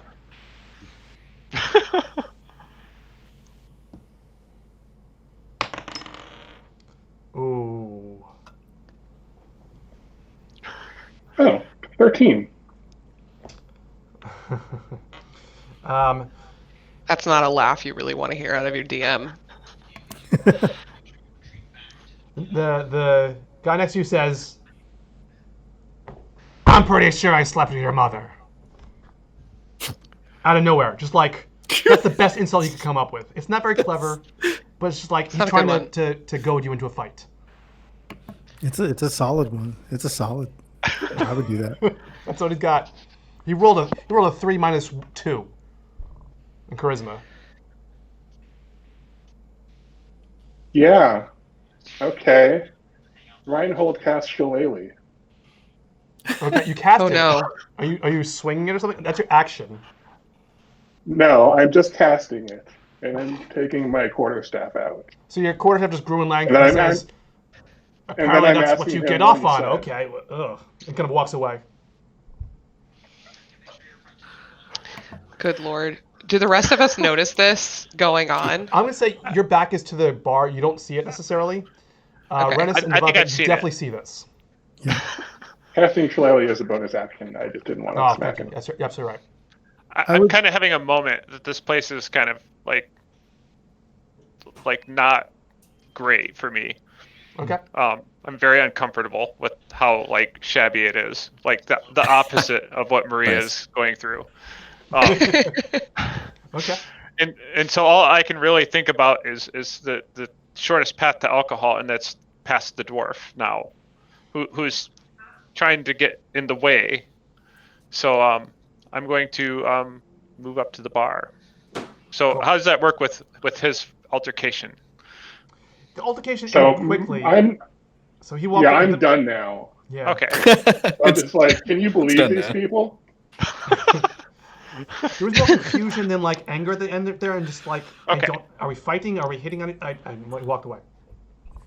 Devonte, what are you doing? I noticed the large thing in the corner near Maria. Mm-hmm. So I take up a position that's not threatening, but certainly in a position where I could intercede in between that thing and Maria should he try to approach her in a malicious or otherwise threatening manner. Are you doing so at a sitting position? Like there's a table nearby, it's empty. You can grab that and kind of make yourself comfortable. Or you could like just stand like an eye to eye and stare them down. No, I don't want to be seen. I want to be off to the side. That's fair. So I stand against the wall, but off to on the same wall as the thing, but so that I'm in a peripheral, unnoticeable position. Okay, that works too. The half on the table says, I can offer you information to make it happen. If you don't want it, that is fine. But that's my offer. I will give you 800 and the rest of your crew 400 each. If that is not what you want, and he kind of starts to stand up. Good night. And he starts walking towards the door outside. Works. And the large figure starts walking them. As he walks by, he kind of notices you, Devonte, and just like eye contact. So is he starting to make his way out of the door? Yeah, he's walking out. So All wait, right. he makes so the halfling makes eye contact with me? Not the halfling, the big, like, muscle-bound dude. Okay. So let's see here. I have an intimidation of +4. So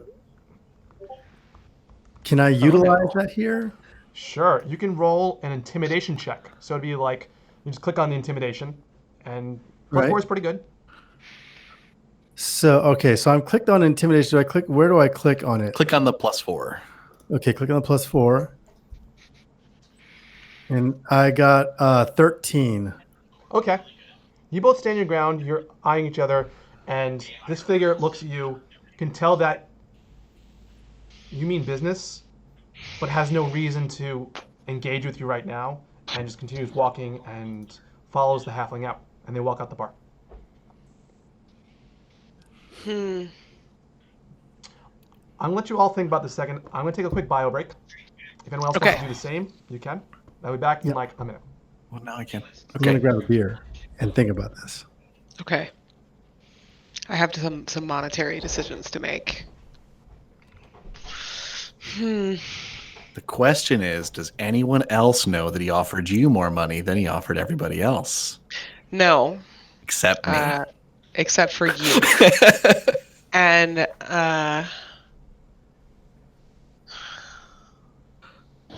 trying to decide what kind of person I want to be. If you caught up on Discord, by the way, because I've caught up on the girth discourse. I have to. I was waiting to find out if the bartender could tell us who we were talking to in the corner. I just want a drink. We'll get one, baby. I mean, in the game. Oh. We'll get one, baby. You don't need a DM for the bartender to sell you a drink. Yeah. And we haven't even really considered how much money each of us has, like, individually. We were just kind of, like, playing that fast and loose. Yeah. So. Oh, he's back. Let's stop. Kill everyone in the bar.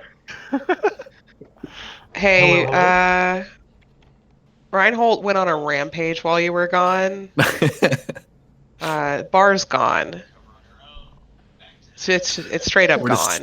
It's not a thing now. Yeah. Rip. Define Well, rampage. How do you roll for rampage? So I am going to yell for the weird little gross halfling to stop and tell him that I will talk to my friends and be right back. He's like, he kind of pauses in the street and considers for a second and says, "You have a minute."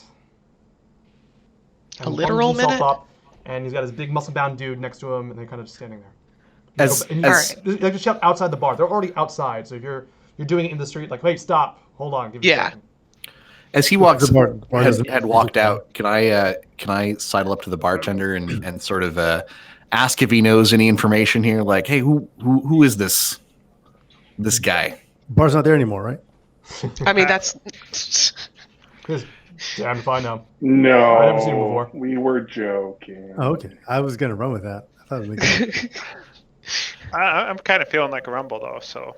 Yeah. we're gonna get you a rumble. Well, I've got my shillelagh, so I'm ready. Your girthy staff. Yes, my staff. You know what? I'm just gonna stop there. Anyway, Staff has a. Aaron had a question for the DM with respect to the bartender. Hit me. Well, he said, "I don't know nothing. Oh, you don't know nothing? Don't know nothing about nothing. I know about drinks. That's about it. We got this here." Kind of slams out. We got one drink here. One drink here. One drink, Okay. please. One drink. One drink, s'il vous plaît. Okay, I collect the crew and say, "Hey, I'm gonna be honest with you. This dude is up to something outside. He thinks he knows something. This is absolutely the wrong hands our first employer was referring to with respect to who ends up owning this item. However, I may have lied a little about how much we were being paid. And long story short, he's willing to give us all 400 gold, except for me, who he offered 800 gold. So, selfishly, I would like to go this route. Any supplies we need above and beyond what we currently have, I'm willing for that to come out of my additional 400 cut for the overall benefit of the group, not getting killed and all of us getting 400 gold each instead of 2. Do you remember how I don't like it. Want to know? Remember how I said we can negotiate for price after we get the item with Mama? Yeah. True, we could just take it back to her and say, "Hey, this other guy offered us we can keep on lying. We can crank that price up." 800. We can't let him go while he knows what we're up to. Yeah. Let's We gotta agree. shut him up. We can agree to his terms for now. Sure. Yeah. There's no reason we have to this. He's definitely a bad person. Like, look at him. He's shifty. He's mean. He doesn't bathe. He's got that weird Hulk cold thing. Gross. He skipped leg day, so you can't Ugh. be touched. And arm day. He skipped every day except for, I don't know, cheese puffs day. I love cheese puffs. Side note, outside of the game. Just very concerned that an entirely different gnome walks up to your group and you're willing to just cut him in on the deal, but that's fine. He was a halfling. He was a halfling. No, I mean when I walk up to the group and start engaging in conversation, looking We honestly entirely different. I mean, to be honest, all gnomes look alike to me. Just very concerned about your OPSEC. Racism aside, I'm concerned about that for your OPSEC. Racism aside, Only gnomes. I only see the top of their head. No, well, that's fair. So have we agreed to hear this person out in exchange for potentially more money, information that could help us actually get this thing, and a chance that we're going to double cross him and sell this thing to the first lady anyway? I don't know who he is, but he seems you definitely feel like a minute's passed by now. By the way, so if He's you really also- catch him, now's the time to. Time is short, so I say I got to go tell this person now what we're doing, or he's going to leave and we're going to lose the opportunity. So are y'all in for bamboozling him for now? Let's do it. I hate it. But do not trust him. well, oh no, Don't I think he's trust him. full No, of shit. oh yeah, definitely. One of But- these definitely deals gonna was backstab straight, us. and that deal is crooked. But do we want the more money potentially? Do we want the information? I want the information and the money. That's that scratch. It's the information, or he leaves. If we've got info, then at least tell him we're taking the deal. Yeah, Okay. I think that's it. Yeah, Okay. Tree Man. More mountain man, really, but yes. Yes. Okay. So I leave. I go chase down Greasy Wizard, and who I suspect is a necromancer, and tell him, hey, talked it out. We're in. We don't really care who gets this thing in the end. We just want to get paid. So, what do you have? What's the deal? He says back to you, that kind of talk. Are you sure I didn't get your profession wrong? Different kind of selling myself. Very well. And he kind of pulls you into it. Of course, there's a dark alley. There's nothing but dark alleys in this Sure. area. And Muscles McGee over there is kind of blocking the entryway, alleyway to street, and you're in there with this halfling. Says, names, introductions. We should get to know each other a little bit at least. My Not name too well, is though. Droll Fellswarm. Yes, those Fellswarms. You may have heard of me. No? Okay, fine. I deal in potions, dabble in drafts, tinctures, concoctions, what have you. And also sorts of curios, and this feels like right up my alley.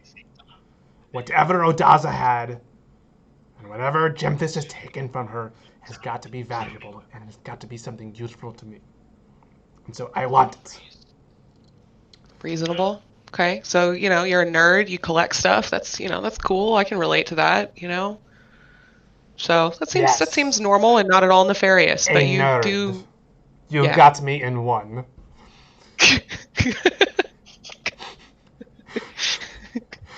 And he says,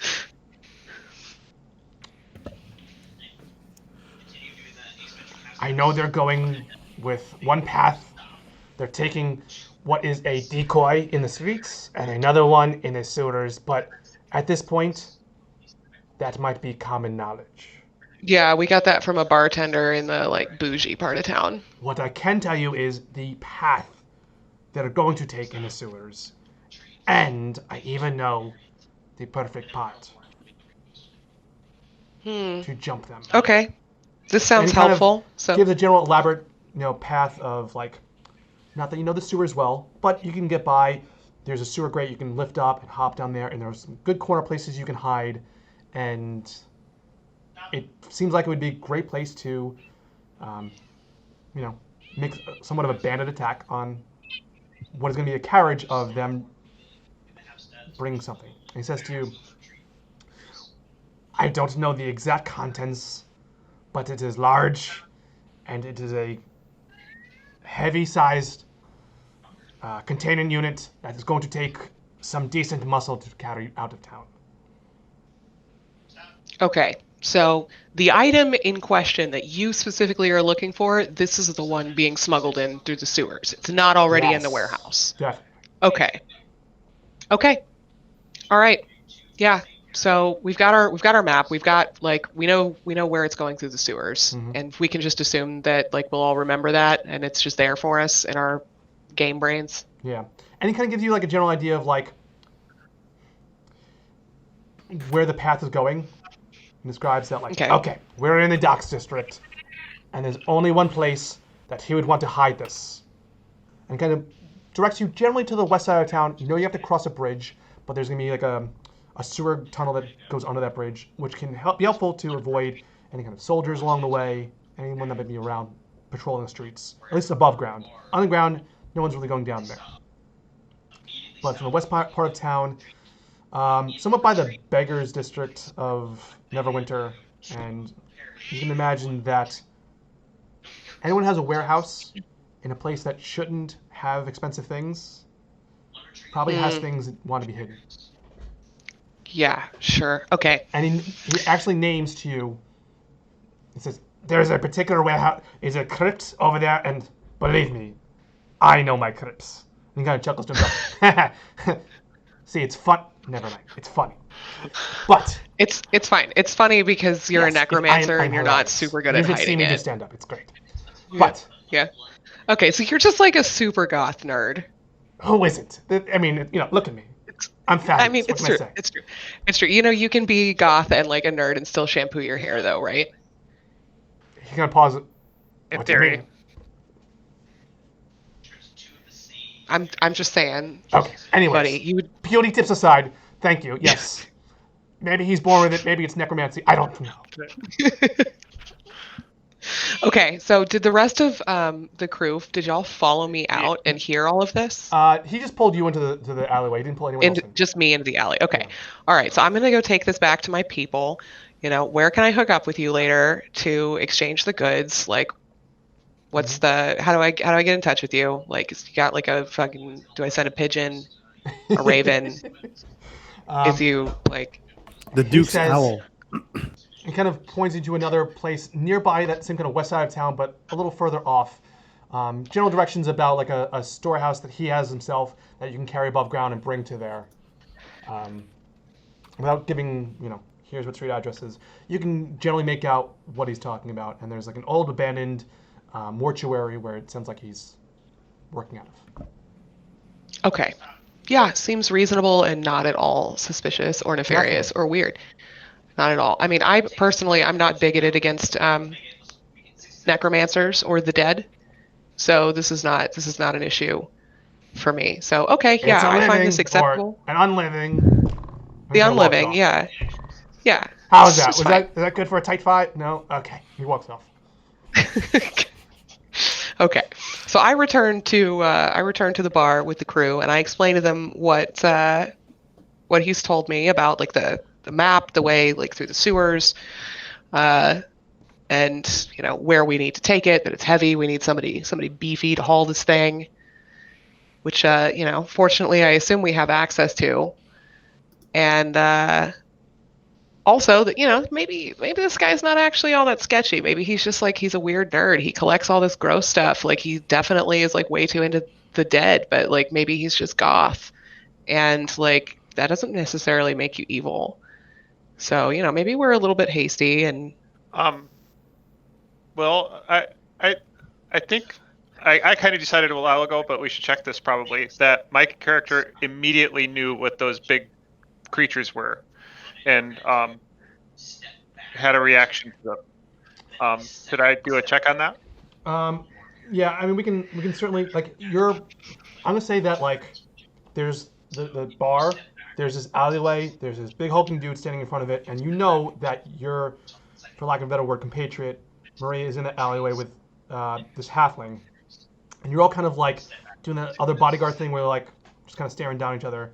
But you can get a sense as you're in the street of what he is. Do you have any kind of spells or particular I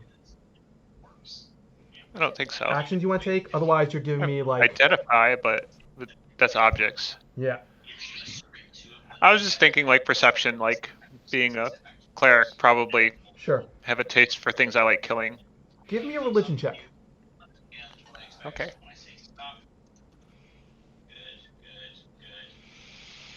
I'm surprised as a cleric you don't get an immediate like proficiency in religion. That seems like... Wow. 19 plus 0. 19. Yeah, you can definitely feel that your god does not approve. There's certainly an antipathy to whatever this creature is.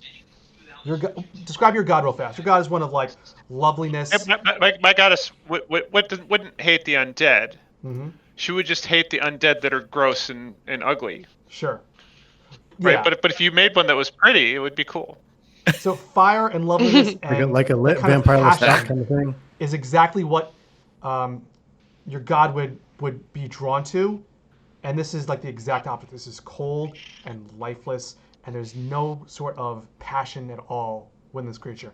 And while you can't identify what it is, you'd be hard pressed to see someone living who would give off these kinds of vibes. Right. Okay. Sketch. Yeah, I really hate these guys. Okay. With that, the halfling Droll Fellswarm, just to repeat his name, and his bodyguard Droll? walk off. Okay. So I suggest we get a move on. My video is kind of... In spite of the fact that this dude is clearly a necromancer, which again, I stress, he could just be really goth. That's okay. It's You always know? hard to tell. It's always hard to tell. You know, I don't see anything. I personally, I hang with demons on a semi-regular basis, so I really don't object to it. But I think we need to get a move on and scope out the sewers. If it's shipping tonight, then yeah, we should probably Yeah, go. we should probably get cracking. So, any objections to getting No. a fucking move on to the sewers for Just- this? So my only two thoughts are: do the hench people that hench folk that work with our friends, and I'm gonna have to. Man, it's a good thing I write these things down because I can remember no one's name. That Balthar works with. Do they have a particular look to them, and also have? Does he is he a dealer in town and like writes receipts and stuff, or I can't find an example of his handwriting anywhere. That's a great question. This is kind of an odd one. Give me a history check. Cool. 3s are wonderful. 6. You're pretty sure you can spell his name. Cool. Yeah. Probably with a B. Okay, so the gnome is literate. It's good to know. Sort of. Cool. So Really? that tactic won't work, but it was a great idea. It really Well, We works. can still talking try it. about- We can definitely still try it, and I will insist on trying it in my confidence. Are we talking about Balthar? Yeah, Gemfist. See, at least I can say his last name. So if we could like intercept the shipment and just sort of, Balthar, he knows, but it's an extra double sneaky shipment that we don't want anyone to know about. So we'll just take it, and then we can take it away, and no one will be chasing us. And that's the best way to do it. Why do you So, think no one would chase us? so your Because- idea is we take it? No. We tell them that Balthar sent us. We'll look like Balthar guys because we're trying to sneak the shipment around, and then we'll just say we're the secondary sneaky shipment, and they'll just give it to us because we asked nice and we have a letter from him, and then it'll be good. They'll just give it away instead of us having to steal it. Okay. We can certainly try that. I can charm people, so that goes a long way. That's helpful. Yeah. Because I'm, again, questionable from a moral standpoint in a lot of ways, so I'm not above You charming can't people. double cross Okay. to double cross anyway, so it'll work fine. Is Yeah, a no, 14 duh. plus 2 That's charisma math. good? Yeah, what's that? 4 crosses? No, no one's Yeah, gonna do that. it doesn't exist. That's fake. Okay, so onwards to the sewers. Yeah, I'll help. We'll try and come up with some disguises based on our limited knowledge, and I'm going to try and forge a note in what I can just guess. Purely on personality. It's like a reverse personality penmanship thing. I'm going to try and guess what Balthar Gemfist's handwriting would be and write a note that's, this is the secret secondary leg of the trip to make sure the items kept safe, signed Balthar, handed over nice, et cetera, et Well, cetera. also, we should also consider the fact that maybe his henchmen are illiterate and wouldn't know what his handwriting looked like in the first place, which I think is probably a better thing to bet on. It's one of the two. We're gonna get one of the two right, or wrong. What's the worst that could happen? We have to fight him anyway, right? So it'll be fine. Boots and suspenders, both of them. What's the worst gonna happen? Ask the DM that one. Okay, well, I think we should go find out what's going to happen. Sweet. Okay. Let's do it. So, at this point, it's like well past midnight. You are at the spot that Drellthal Swarm mentioned. It looks like the right spot, described exactly as he mentioned it. There are little nooks you can hide into where you can certainly get the drop on someone if you wanted to. And you wait there a good, let's say, hour or so. And you're starting to get a little antsy, like, did he just screw us over? Like, was he playing us? Until you hear footsteps. Ooh. The first ones are kind of loud. They get louder. And there's other little footsteps that are kind of splashing around, but it's really this almost marching beat that you're hearing coming down. And some wheels. And you can glean from all this kind of, one of you just peers around the corner and kind of whispers to the rest of them that you see what looks like a Goliath. And he's got harnesses on him, and he's pulling a carriage along. So I have some good news and some bad news. And the driver's seat is what is known as a kenku. Who here knows what a kenku is? Is that the bird thing? Rein, tell me what a kenku is. Oh, the kenku is indeed like a humanoid bird, like a flightless bird humanoid. Yeah. And they're like good at doing secretive shit. Sure are. This one, in fact, has what looks like a plague doctor's mask on over its beak, which is kind of appropriate. Topical. It just kind of slips right on, but maybe not quite as tightly, but you know. And along with the Kenku plague doctor, who is riding in the driver's seat, you see what looks like someone who definitely knows how to carry himself and seems to be like leading the pack. Not in front of the Goliath, but certainly next to him. And there is someone who's got what looks like two guns strapped to their holster, to their Wait, we belt. have guns now? Shit. Yeah. Okay. All right. And Bird? there's three other individuals who look like common thugs as well. They're about, I'm gonna say 100 feet down the alley, the sewers. You can barely make them out because it's dim in there, and like you're seeing lamplight go through sewer grates to just like they kind of flash as they're walking down. But you can just make them down that street. They're 100 feet down. You figure within the minute they're gonna be passing by you. What do you do? They're pretty loud, right? Yeah, they're pretty loud. Okay. So, We're going forth with diplomacy, are we? my best plan is that I could cast Alter Self, but I don't think it's going to work. Well, They're to 75 what feet away end? now.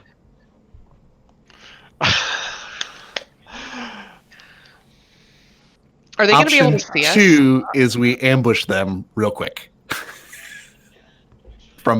Let them go by, and then we pop out and sort of say, aha, but sharper. So you're talking about the attack from the rear? Yes, a rear assault. Let's go. We gotta go now. No, we gotta Yeah, wait. I'm not we opposed gotta to wait. We gotta wait. Well, we I gotta mean, wait. like into the shadows. They're Sorry. 50 feet Yeah, away. yeah. You're already in the shadows. You're good there. You're hidden. Okay. You're kind of like around the corner, bottom, like, and kind of digging your head Oh, out, okay. I like, was talking Yeah. across, you know? making sure we were doing that. Yeah, rear Okay. attack also kind of neutralizes the Goliath a little bit. Yeah, because of the cart is going to be between The him Goliath, and us, yeah. right? Yep. So They're 25 feet away now. So when they're how far do we want to give them past us before we pop out and say, Pretty "Aha." quick. Pretty quick. The farther away, the more time they can react. All right. I can try to start this off if you want to go real quick after that. Yeah, go ahead. How long Pop does this off. I'm going to actually say some. Well, go ahead. Say something, Dad. Say something. Oh, I was going to say some magic words and put a hand on our Dragonborn friend here and say, now they can't see you. And he just disappears. Nice. And cast invisibility. So you have that for an hour or until you attack, whichever comes first. Or use a spell. Or use a spell. Well, I do have the ability to spit acid, which I could do while invisible if we wanted to take out the strongest person, maybe in the eye. you did. Like that. As soon as you spit acid, your spell wears off. Right. But it if I lets can you spit kind acid- of move into combat before doing stuff, and they can't Yeah. see you. So here's what's going to happen. I'm going to say that's a free action before getting into combat, but you're all about to act. You're all going to get a surprise round, which means all of you get to act, and then we're going to roll initiative and start an encounter. Okay. I don't know what any of that means, but let's do it. Cool. Does the golem count as a, or what was it called? Goliath. Goliath? Goliath. Sorry. Is a Counts as Goliath like a creature? golem, right? Is that what we're at, or did I miss a terminology check Does somewhere? it count as a humanoid creature? It does. Ooh, Good to know. okay. Good. Cool. For no particular reason Cool, cool, cool. whatsoever. Okay. So I'd like everyone to roll for initiative right now. There should be on your character sheets if you're using D&D Beyond. There's like I in got- the top middle I got part, there's 21. initiative, and there's a plus whatever you click on. Nice. Wait, where? I got a 21 armor initiative. Looking for it. Oh, there it is. Okay. I also rolled 21. Okay, sorry. Let me try it again. Maria, you got a 21. Excellent. Yep. Who else? I got 17 21. plus 1. Sorry. Sorry. Devonte. 21. 21 as well. Okay, I'll resolve that in a second. 10? 10. 10. I got a 15. Okay. And Renice? 18. 18. Okay. Maria and Devonte, what are your initiative modifiers? +2. Well, where would I? Oh, I'm also +2. Okay. I'm gonna. Okay, what year were you born in? 1975. I'm going to say Devonte has the invisibility and therefore is even more ready to attack. And you're going to go before Maria. Fair. All right. They are just past you. What is your attack? Or what are your actions, you should say? All right, so my actions in I want to combat. whisper real quick while you're doing that. That if you hold up a second, I have got some ways to try and take some out of the fight quick before you get in there. It's not your turn. I whispering, so Oh. that's why I'm just saying it. Cool. Okay, so all right. As a question, as a newbie to the experienced, Yeah, go Is go it- first, huh? yeah, I'm going first. So do I attack or do I do an action? Attack would be your action. And you can do a number of things with your action. So every turn you get movement and action. Your move speed is how far you can move. Usually it's like 30 feet or 25 feet, depending on how fast you are. It could vary depending on spells and also items and stuff. But it's probably within that context. Right. You can take your action or your movement first, either or. You'll probably have to move like 5 feet over just to attack to get like in their range. And depending on Yeah. what you want to do, you can move back out away. If you move within the sphere of attack, if you move adjacent to another enemy combatant and then move away, they get to attack you. There's a bonus action called what's called a reaction, where they get to take an attack of opportunity and get to take a quick swipe at you. There's ways you can get around it. You don't have them though, so. Okay. So I have a 30-foot range on my breath weapon. Yep. So You can I would be fire able to do from that probably wherever. without moving. Yeah. What's that? You don't have to move close to them then. All right. So I'm gonna do that. Do I just click on the thing here? Yep. How far away are we from So I them got- right now? They're My like damage right is next to you. They're like 6. maybe like a 5-foot section separated from you. There's the hall, the big sewer. Sewer, I'm gonna say, is like 25 feet across. There's little platforms on the sides, and there's just like the sewer. Whatever goes down the sewer, there's a muck in the middle there. All right, so this I rolled two 6 dice and I got a 6.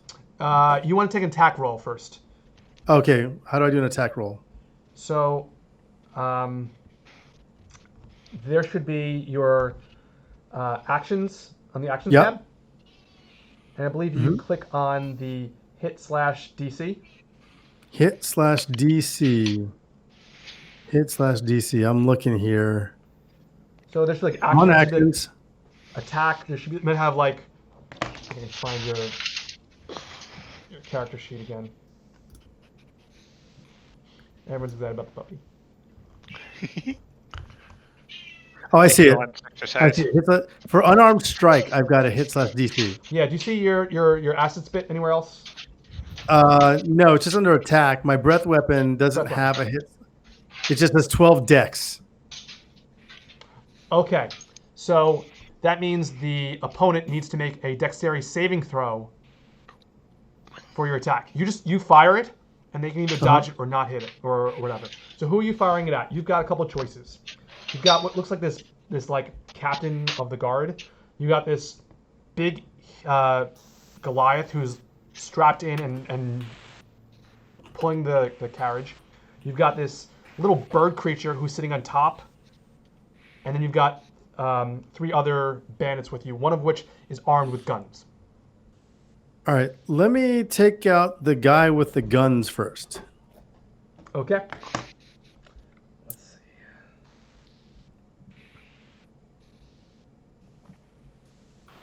It's like like an area of effect thing, so you can think about if you can get more than one person in it. Yeah, are they all Area like? effect? Are they all gathered together? Are the 3 close to each other? Yeah, I'm gonna say you can hit the gunfighter and the 2 other lower bandits. They're kind of trailing behind. Those are the 3 behind. Okay. All All on the carriage. Okay. right.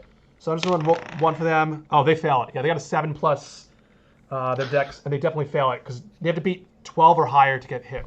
So now you roll some Okay. damage. What does your damage say? Damage is 11. Okay, cool. They each take 11 points of damage. Nice. Okay, you immediately take out the gunfighter. You catch him right in the face. It goes across his neck. He just and just kind of collapses as acid Rip. bears down his face. It is gruesome. It is not looking pretty for him. He's in, well, not a better place, but certainly he's in a place. The bad place. He is in the bad place. The others, let's see. There's the other bandit who also catches it like across his chest, and it kind of goes down into what would be armor and leathers and stuff. And he's trying to claw at his leather. And he's trying to pull off his armor, and he can't. And he kind of collapses, and it looks like his chest caves in a little bit as he collapses. Nice. The third one catches it Jeez. all over his arm. It's certainly doing a significant amount of damage to him, but it kind of like shrugs some of it off and starts pulling out a sword. So you've taken out the gunfighter, and you've taken out one of the other bandits. That's a pretty good first round. Nice. All right. Now, you can move if you want to, or you can just stay still, and that's the end of your turn. I'm going to stay still since I never moved in the first place. Cool. Next up is Maria. Okie dokie. So we have remaining the bird guy, the giant golem Goliath, deal, Goliath. and Goliath, sorry, and 1 bandit, correct? Correct. Okay. The other bandit has taken some amount of damage, or no? Yeah. Took 11 points of damage. Okay. No problem then. I think I will cast Eldritch Blast at it. At whom? At the remaining live bandit. Okay. Is it a attack roll? where's the attack button? I have a button to click on Eldritch Blast and just let her rip. +5 to hit. So you roll D20 +5, or you can click on, I think, the +5, it'll work. Okay. D20, roll. 12 +5, so. 17, that'll hit. Yeah. Give me some damage. Damage. First roll is 4. I think it's just a 1d10 shot. Okay. Eldritch Blast. Oh, you're level 2. I apologize. Yeah. It's level 2. Yeah, level 2 is just rolling for me, so. Yep. 1d10, 4. Okay, so it was 8 altogether? Yeah. Cool. Yeah, so the acid is one arm. He kind of spins into it. As he does, you just fire off this blast, and it's wider than you kind of catches it back. Your arm gives it a little bit of, not ricochet, but forceful feedback from it, and it spins him around the other way, and he kind of actually does a spin as the blast catches him the other way. A piece of his armor. Unfortunate for him. He's looking in a bad way. He's still up on his feet, but he's not happy. All right, I'm concerned that this thing is still alive when the other two got melted immediately. So we should probably. All right, I can still move, right? So I am going to back up down the tunnel a little bit. How many units can I move at a time? You can move up to 30 feet. 30 feet? I'm looking at your. Okay. And my spells are all around in that range. Yeah, I'll back up 20 feet. Okay. I'm gonna say you're already 5 feet away from them. Now you're 25 feet. Yeah. Is that okay? Or do you want just 20 feet? Yeah, no, that's fine. I want to be just inside of range. Cool. That'll be your turn. Renice, it is your turn. I am going to cast Command. Ooh, I like it. I'm going to command the Goliath to grovel. Oh. I feel bad for the Goliath now. Okay. Let me look at your character sheet. Spells. Command.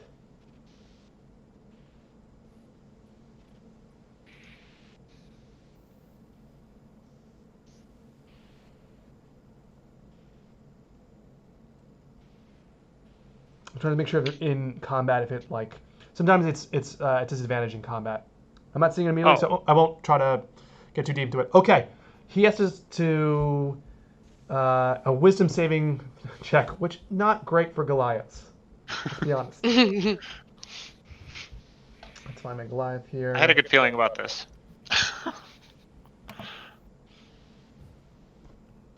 Okay, he's got average wisdom. Ooh, rolls a 4. Ooh. He looks at do you. You're do I use standing the there cast button in here? in the sewers.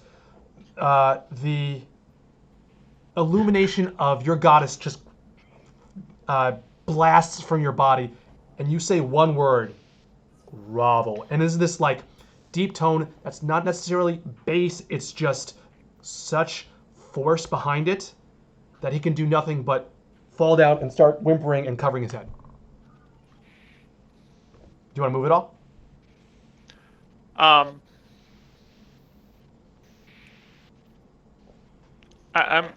You've essentially taken him out of combat. Yeah. I'm just trying to think what I want to do about the because there's a dude riding on the Goliath too, right? He's not riding on the Goliath. The Goliath is pulling the carriage with a harness. There's a little coachman's seat. Oh, there's a cart, a cart. Yeah. So what happens to the cart when he grovels?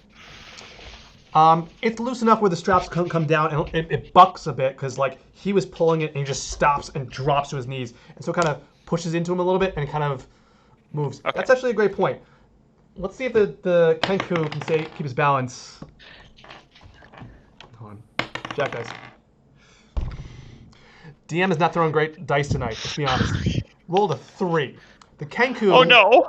The Kenku. It's my favorite number. Its balance, falls out, takes.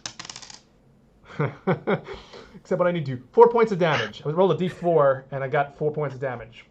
So the Kenku falls down, is prone, and lying on the ground in the sewer, in the muck. What I will say is,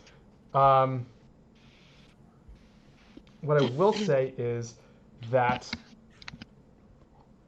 being a smaller creature, it's got some cover now that it's in like the sewer muck. But it's lying prone on the ground and just took a good fall damage. Okay. I think that'll be your turn, which means next is our favorite forest gnome. Duke Falwyse Nackle. Talk to me. Wonderful. Everybody's already laying on the ground, which saves a lot of time. So I'm going to pop out and... so no one's actually... Since no one's moved forward...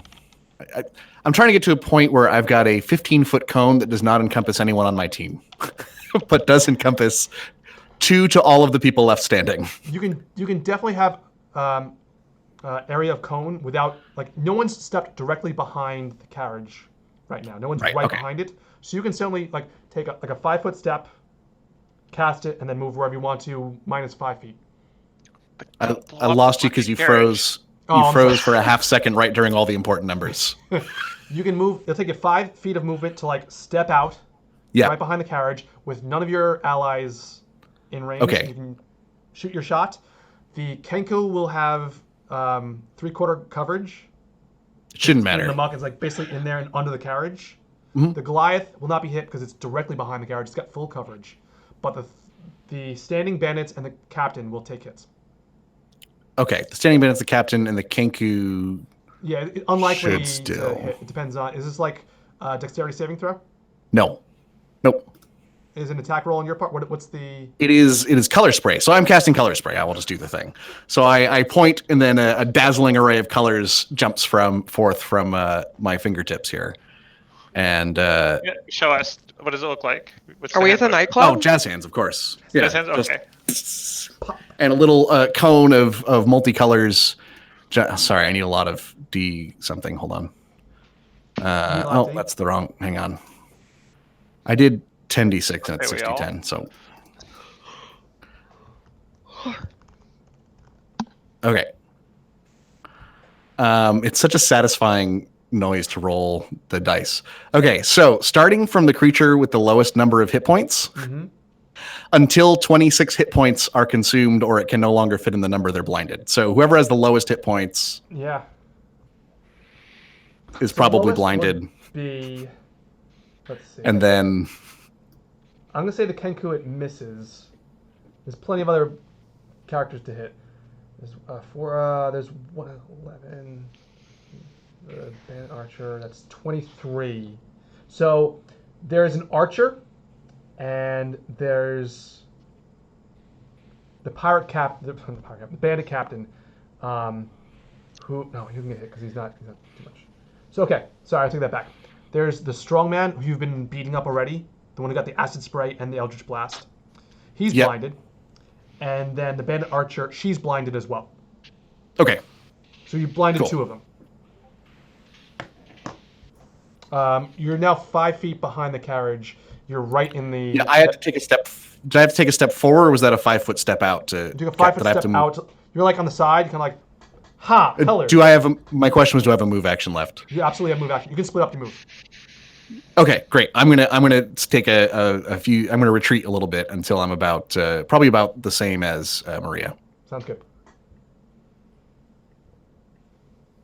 And that would be your turn. Last but not least, Reinhold. Our silent druid. Okay. So a number of things are going to happen now. How far away is the Kenku? Oh, that's a good question. From me? I'm going to say the carriage is about 15 feet long and 8 feet wide. It's a big carriage, and it can barely fit down the sewer, but it manages. The Kenku's on the other side of it and, like, fell off in front. Laying on the ground. The carriage kind of moved a bit, and it's, like, just underneath the carriage a bit, like where the coach seat would be. And from you're off to the side, so like 5 feet to be in it, and then like 15 feet like underneath the carriage on the other side of the carriage. So you're in the back of the carriage. There's actually, I'm sorry, take that back. It's 20 feet because you got the strongman and the bandits along with it. There's the bandits in front, then the carriage, and that's like 15 feet. And the Kenku is underneath. Was there a number in there somewhere? 20 feet away. Okay, so I jump at the Kenku And as I jump at the Kenku, I transform into a panda. And then I land, hang on, and then I land on the Kenku to his crown, and I hit it with my claws, Okay. my panda claws, Give me some damage. which I have now. Oh my god. How much damage are you doing to this character? All right, actually, give me an attack roll first. Well, first of all, it's prone, so I have advantage. This is true. So That said, it's got I partial will coverage take- between the I said 3/4 coverage between the muck it's Yeah, kind but of almost but- submerged in and but the it's not carriage, arranged with it. which gives it advantage on or disadvantage to anyone attacking it. So I think Range? it's going to cancel out. But it's a melee attack. It's not a ranged attack. Correct. So I'm It's- right it's up got, there. It's got coverage around the. So you're saying that my point was that if you're underneath a carriage and you're trying to swipe at someone, you're still going to have some sort of coverage to that attack. Okay, let's do it this way. If I don't have advantage, my lowest roll, if I had disadvantage, is a 21. Okay. So you hit the Kenku. So I hit the Kenku, and I do.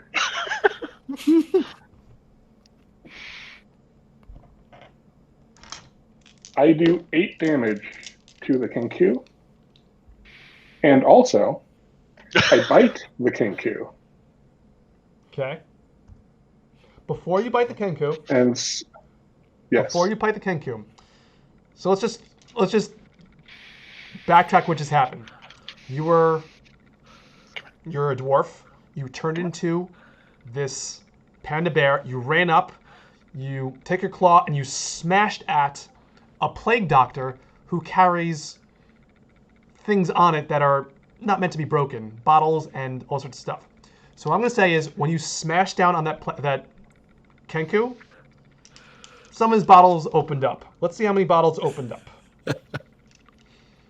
There's a D4. Bro. 4 bottles opened up. That's gonna do. What are fun dice to pick? I like You the got like I like 150 points of hit How points. about the triangle one? I like This the is triangle fun. one, right? the no. There's not enough that uses d12s. Ooh, I did roll a 20 there. That's pretty good. 23. Can't roll that on a d12. I'm gonna say. Okay. So as you smash down on it, there's like an acid splash that also pops up from a couple bottles. The Kenku is covered in it. It just starts dissolving before your claw even comes up, which is impressive. But in doing actually, so, sweet, you're though. getting some of this acid. I'm gonna say you have half the damage, so you're gonna take 11 points of damage from the acid that comes up from this Kenku. It starts burning through your fur, and you're roaring a bit. You still have another attack Oh, I'm if you want to swing. That's something That one else. explodes. so I'm fine. Is the Kenku still No, alive? Kenku's done. Kenku's out. Is there something within 20 feet? There is Of what me looks now? like the captain, like the leader of this banditry. The captain. Is the captain blind? No. The other 2 bandits that are Okay. Oh, right, okay. There's 2 bandits behind the carriage. They're both blinded, and they're not particularly tough either. I'm sorry, I take that back. thought There's those 3 were- bandits. There's Yeah, the I- strong one you've been beating up. He's blinded. There's one of the archers. She's blinded, and there's a third. Oh, that's the Goliath. The Goliath's just groveling, and the Kenku is dead. So you've got the captain, really, who's the only one in range, Who is blinded? who's not blinded. So I can only We lost reach the track, captain who is not blinded? Yeah. Okay.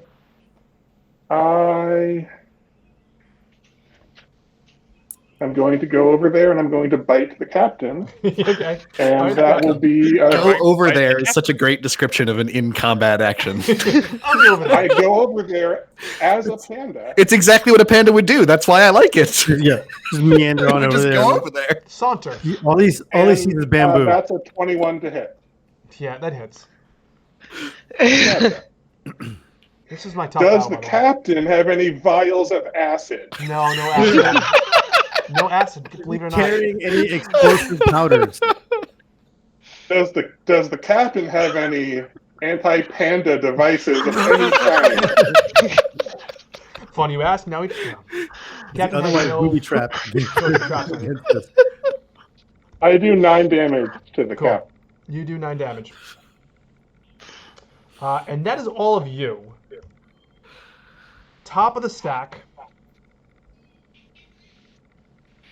Let's see.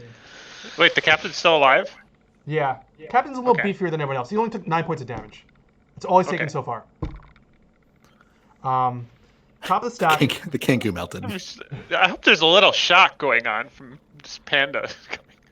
Well, Yeah, like everybody needs to be like off Yeah. balance from this, Yeah. right? Like you don't see somebody just like turn into a panda and melt somebody with acid every day of the week, you know? Devonte, you're back up To be again. clear, the ass melting was an unintended consequence. So I'm up again now? Yeah, Yeah, you're it's up your again. turn. All right. So who is how far from me? Yes. You're in back. There's 2 bandits behind the carriage. They're both blinded. There's the captain who's like right next to a raging panda, which you didn't realize that was going to happen. Hey, that dwarf just turned into a panda. That's a cool thing. Never seen that before. Currently being bitten. There's the Kenku who's dead, exploded in acid, and they're gone. So you've got a groveling Goliath, a bandit captain being bitten by a panda bear, and 2 blinded bandits. Both that have what looks like not short bows, crossbows on them. All right. So I'm going to go ahead and do another ranged attack against those 2 with the crossbows. Cool. Do you have? I believe you have a recharge on your acid spray. So I don't think you have the ability to do it until like either Once short rest. per short rest. Yeah. Do you have to take another short rest before you could do that? That's like out of All right. combat. All right. So let's then we'll do an unarmed strike, I guess. It's my only other option. Well, I have a bonus action of flurry of blows. Yeah. Yeah, you do. Each. So let's do that. So do I hit first hit DC? So do your first attack. So just a regular unarmed strike? Yep. All right. So do I hit do I first do hit DC? Yes. All right. So that is 21. That'll hit. And now I roll for damage. Roll for damage on that. Yeah. That's 6. Okay. And then you've got, if you're going to use a key point, which is how you do your powers, you get 2 more unarmed strikes. Okay. So same process again? Yeah, just do 2 more hits, 2 more attacks. All right, so let's do the hit DC first, right? Mm-hmm. That's 15. Okay. And Damage is 3. okay. And then you get 1 more attack. And this is not the bonus action, right? This Still is the your regular bonus attack. action. The flurry of blows is your bonus action. All right. So one more. I've got. Next one is 9. Yeah. 9 is an attack roll. Yeah. That unfortunately misses. Okay. This archer is blinded and getting just pummeled, and a strong wind is gonna, or sorry, a stiff wind will just knock him over. Looks like. That is your turn. You're in front of them. If you move away, they get an attack of opportunity, but they're also blinded, which means they're at disadvantage. Which means they have to roll twice, and they take the lower of the 2 to try to attack. I'll go ahead and move away, just out of range. Okay. They both get attacks on you. 15 and a. The first one you just pummeled. Blinded. You come up. You just boom. It's kind of flowing and go whoa, and he fires the crossbow wildly. They rolled a critical miss. I have a deflect missile attack also. It's not going to hit you. So. Okay. Don't even need. I rolled a critical miss and then a critical hit. So what's going to happen is that arrow bounces around the sewers and lands right in that same archer's chest. And they go, and they just fall over down into the sewer. So he killed himself. Yeah. I love this. That's a pretty spectacular And the fuck second up on the part of one that is a archer. 10 and a 17. 10 plus. Let's say that's damage. It's terrible that he got blinded right before he had Oh, I to mean- loose that arrow. Second one is a bandit strongman, so he doesn't really have anything but a mace to swing at you. So he's gonna roll at disadvantage. It's +3. What's your AC, Devonte? It should be next to your initiative. It should be next to my what? And it's next to your initiative. It's above your action, spells, equipment, like that box in the right Your corner. armor class. Yeah. Oh, armor class is 12. Okay, so he does hit you with a mace somehow, just wildly swinging, and smacks you with that mace. Okay. And you're gonna do, or you're gonna take, I should say. You're gonna do anything. What is that? 1d6 plus 2. You're gonna take 7 points of damage. Okay. So you subtract 7 from your hit points. That was his bonus action. And you can move away as far as you want to, up to 30 feet. All right. So yeah, I'm gonna move 30 feet. Cool. Next up is Maria. You've got Okay. one bandit strongman with a mace. You've got a Goliath who's groveling, and you've got the bandit captain who looks pretty. He took some biting damage from the panda, but that's about it. Okay. So the bandit with the mace, is he looking rough?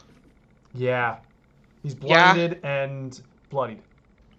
Blinded and bloody, not doing so good. Okay. I will go for an Eldritch blast against this person as well. Try to knock some shit out. Sounds good. So, oof, not great. Total of 4. As your attack roll, yeah, that's gonna miss. Yeah. So, getting a little cocky, you start trying to avoid your Dragonborn friend, and they're swinging wildly and manage to kind of swing underneath it, and the blast kind of takes a chunk out of the carriage.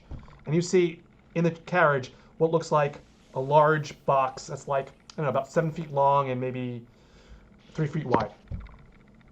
So the carriage is Okay. opened in the back now. Okay. So at least we know that there's something there. Okay. I will stay where I am. I'm not going nowhere. I'm not getting any closer to this until I see what's going on with that Goliath. Okay. Bandit Captain's turn.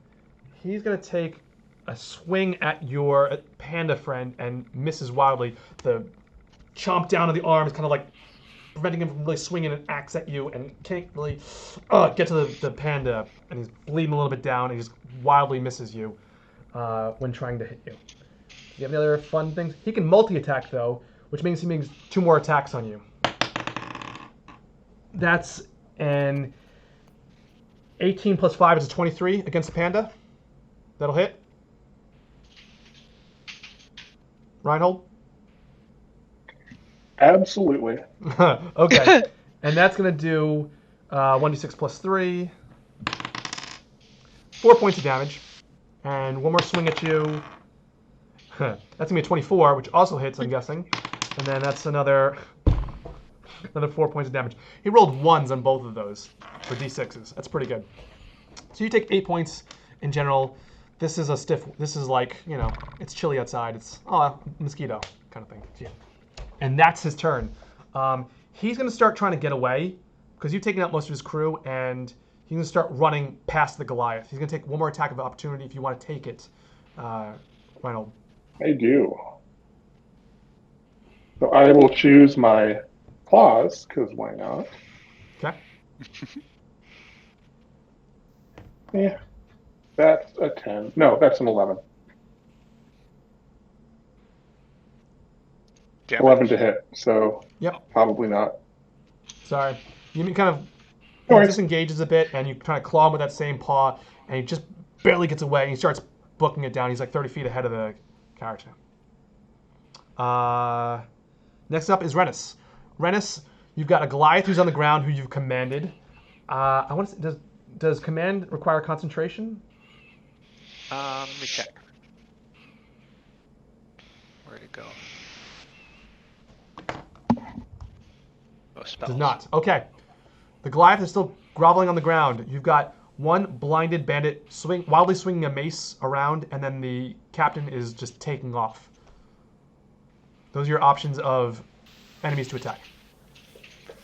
Yeah. My build didn't turn out to have a ton of great attack in it. So I think what I'm going to do is that little straggler in the back. I think I can take him down. Okay. So I'm gonna run at that shambling dude that we've already messed up pretty bad with my mace out and shield up, and I'm coming right at him. So that's what do I roll for the hit on that? So if you see the mace row, there should be like hit/DC, and there should be a plus. I think it says +2 for Oh you. yeah. Oh, that one. Okay.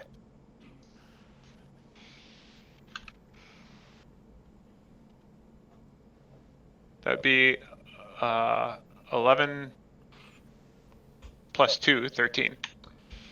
That hits. Yeah, that's gonna hit. Give me some damage. 1d6 plus 0 because you have I to. just clicked the button. Yeah. It's 1d6. 4. Yep. Okay. Chipping away. Still there, but not much of them left. Next up is Duke. All right. We should probably stop this guy from running away, right? That's probably not a great thing to let happen. So how far has he gotten so far? 30 feet in front of the carriage. So, like, if you're behind the carriage, you walk backwards in the sewer, too. So yeah. If you don't have a ranged attack, you can get to the front of the carriage and fire something, and that's about as far as you can get. Or you can double time it and get up to him, but then you don't have an action. So, well, I mean, I've got quite long ranges, like Sure. 120-foot spells. That's why I was wondering how far away it was. You can get a shot off without moving if you want. Okay, so I've got, it's actually 60 feet is the range of this one. So I'm wondering if he's close within enough 60 for that. feet. You're like about 50 feet away from him. You're like 20 feet back from the carriage. The front of the carriage. Sweet. Same. Then You're before within I'm... 50 feet, just, you know. Yeah. So before I move, I will, say some magic words and with a flourish, point at the ground directly below him. Okay. And a 10-foot puddle of grease appears right at his feet, and he has to make a dexterity save. Oh, is he going to be prone again? I'm thinking about this because you're casting the grease spell, but you're in sewers. Can you cast grease like in water? Grease? Yeah, makes it worse. Well, it's not Way water. worse. Again, grease it's like water it's a is way worse. liquid sewage. He's I don't quite know the situation. Are we stomping through like ankle deep? I don't know. I could cast it underneath. Yeah, So you're walking through ankle deep sewage. Grease on water is horrifyingly slippery. It is like that will guaranteed to make you bust your ass. But like it's not Yes, like Tim, on the just the let us ground. have this. So, okay, what? You're right. This is a rule pool. This is what is better for the players. I do agree with that. I'm not gonna rule lawyers this. I'm gonna say you cast the grease and it immediately like sinks to the bottom of, and it's catching some. It's fun magic. stuff You can on do the what it way. wants. So he's gonna slip. Floats He has a on water. dexterity saving throw to make. You said. Yeah, dexterity. Got a 2. Oh, then he is So prone. whatever bonuses, it was a 3 bonus, but it's a 5. Definitely gonna miss it. Got a He greased falls- captain. Does he fall on his face or does he fall on his ass? You tell me. Oh, he's running, so on his face, certainly. Right on his face, mouthful of sewage, down. Yeah. Oh, Ew, he's got poo in his mouth. oh, I mean, perfect. I didn't I say will poo. move- Oh, we Is he- need to talk to him, don't we? Does he inhale sewer water at this point? Like, does he drown? You'll have to check. And Sorry I'm about also the going to cholera, move. buddy. I'll move forward as well. My range is 25 feet, so I'll be right at the back of the carriage if I do that. Okay. So I'll move up to the back of the carriage after that as well, and then sort of realize how close I got to the Goliath and go, ha! You're glad to like grabbing on the ground like this, and He's still but- big. He's really big. This big. it is the Goliath's turn. The Goliath is going to make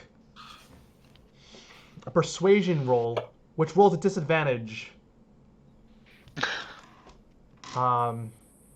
Because you're in combat. Oh wait, well the duration's 1 round. On And rolls a command. critical failure. Oh, Oh, blindness ends, by the way, after my turn. Oh, really? Okay, good to know. Thank you. Yep. rolls a critical failure. And the Goliath just says, friend. And that's it. Oh. That's all he says. And that's the Goliath's turn. That is so sad. Roll a Reinhold, 20? It is your turn. The bandit captain has fallen down. You can easily catch up to it if you'd like.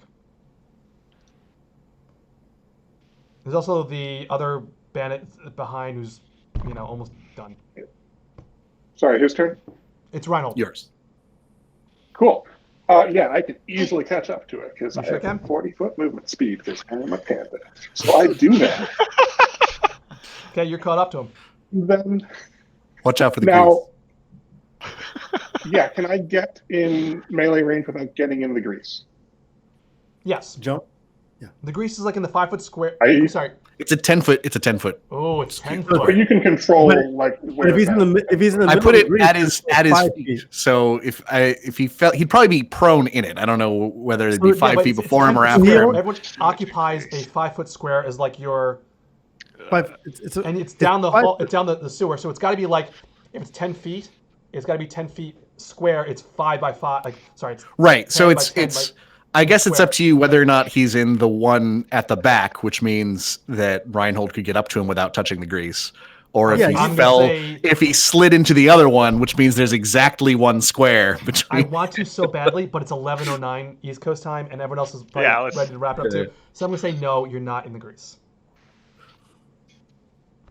Hey, so guess what I'm gonna do? What are you gonna do? I'm gonna take a claw attack with advantage. Do it. I'm gonna roll a. Was that a 24 to hit? Oh my god. Seems like You it's knocked him out of his probably chair. Knock me on a chair. You hit the bandit so hard the DM fell over. And then that'll be not good damage. 10 damage. Yeah. Average. At this point, I think like the bandit captain is just like he's down on the ground. He's getting mauled in sewage.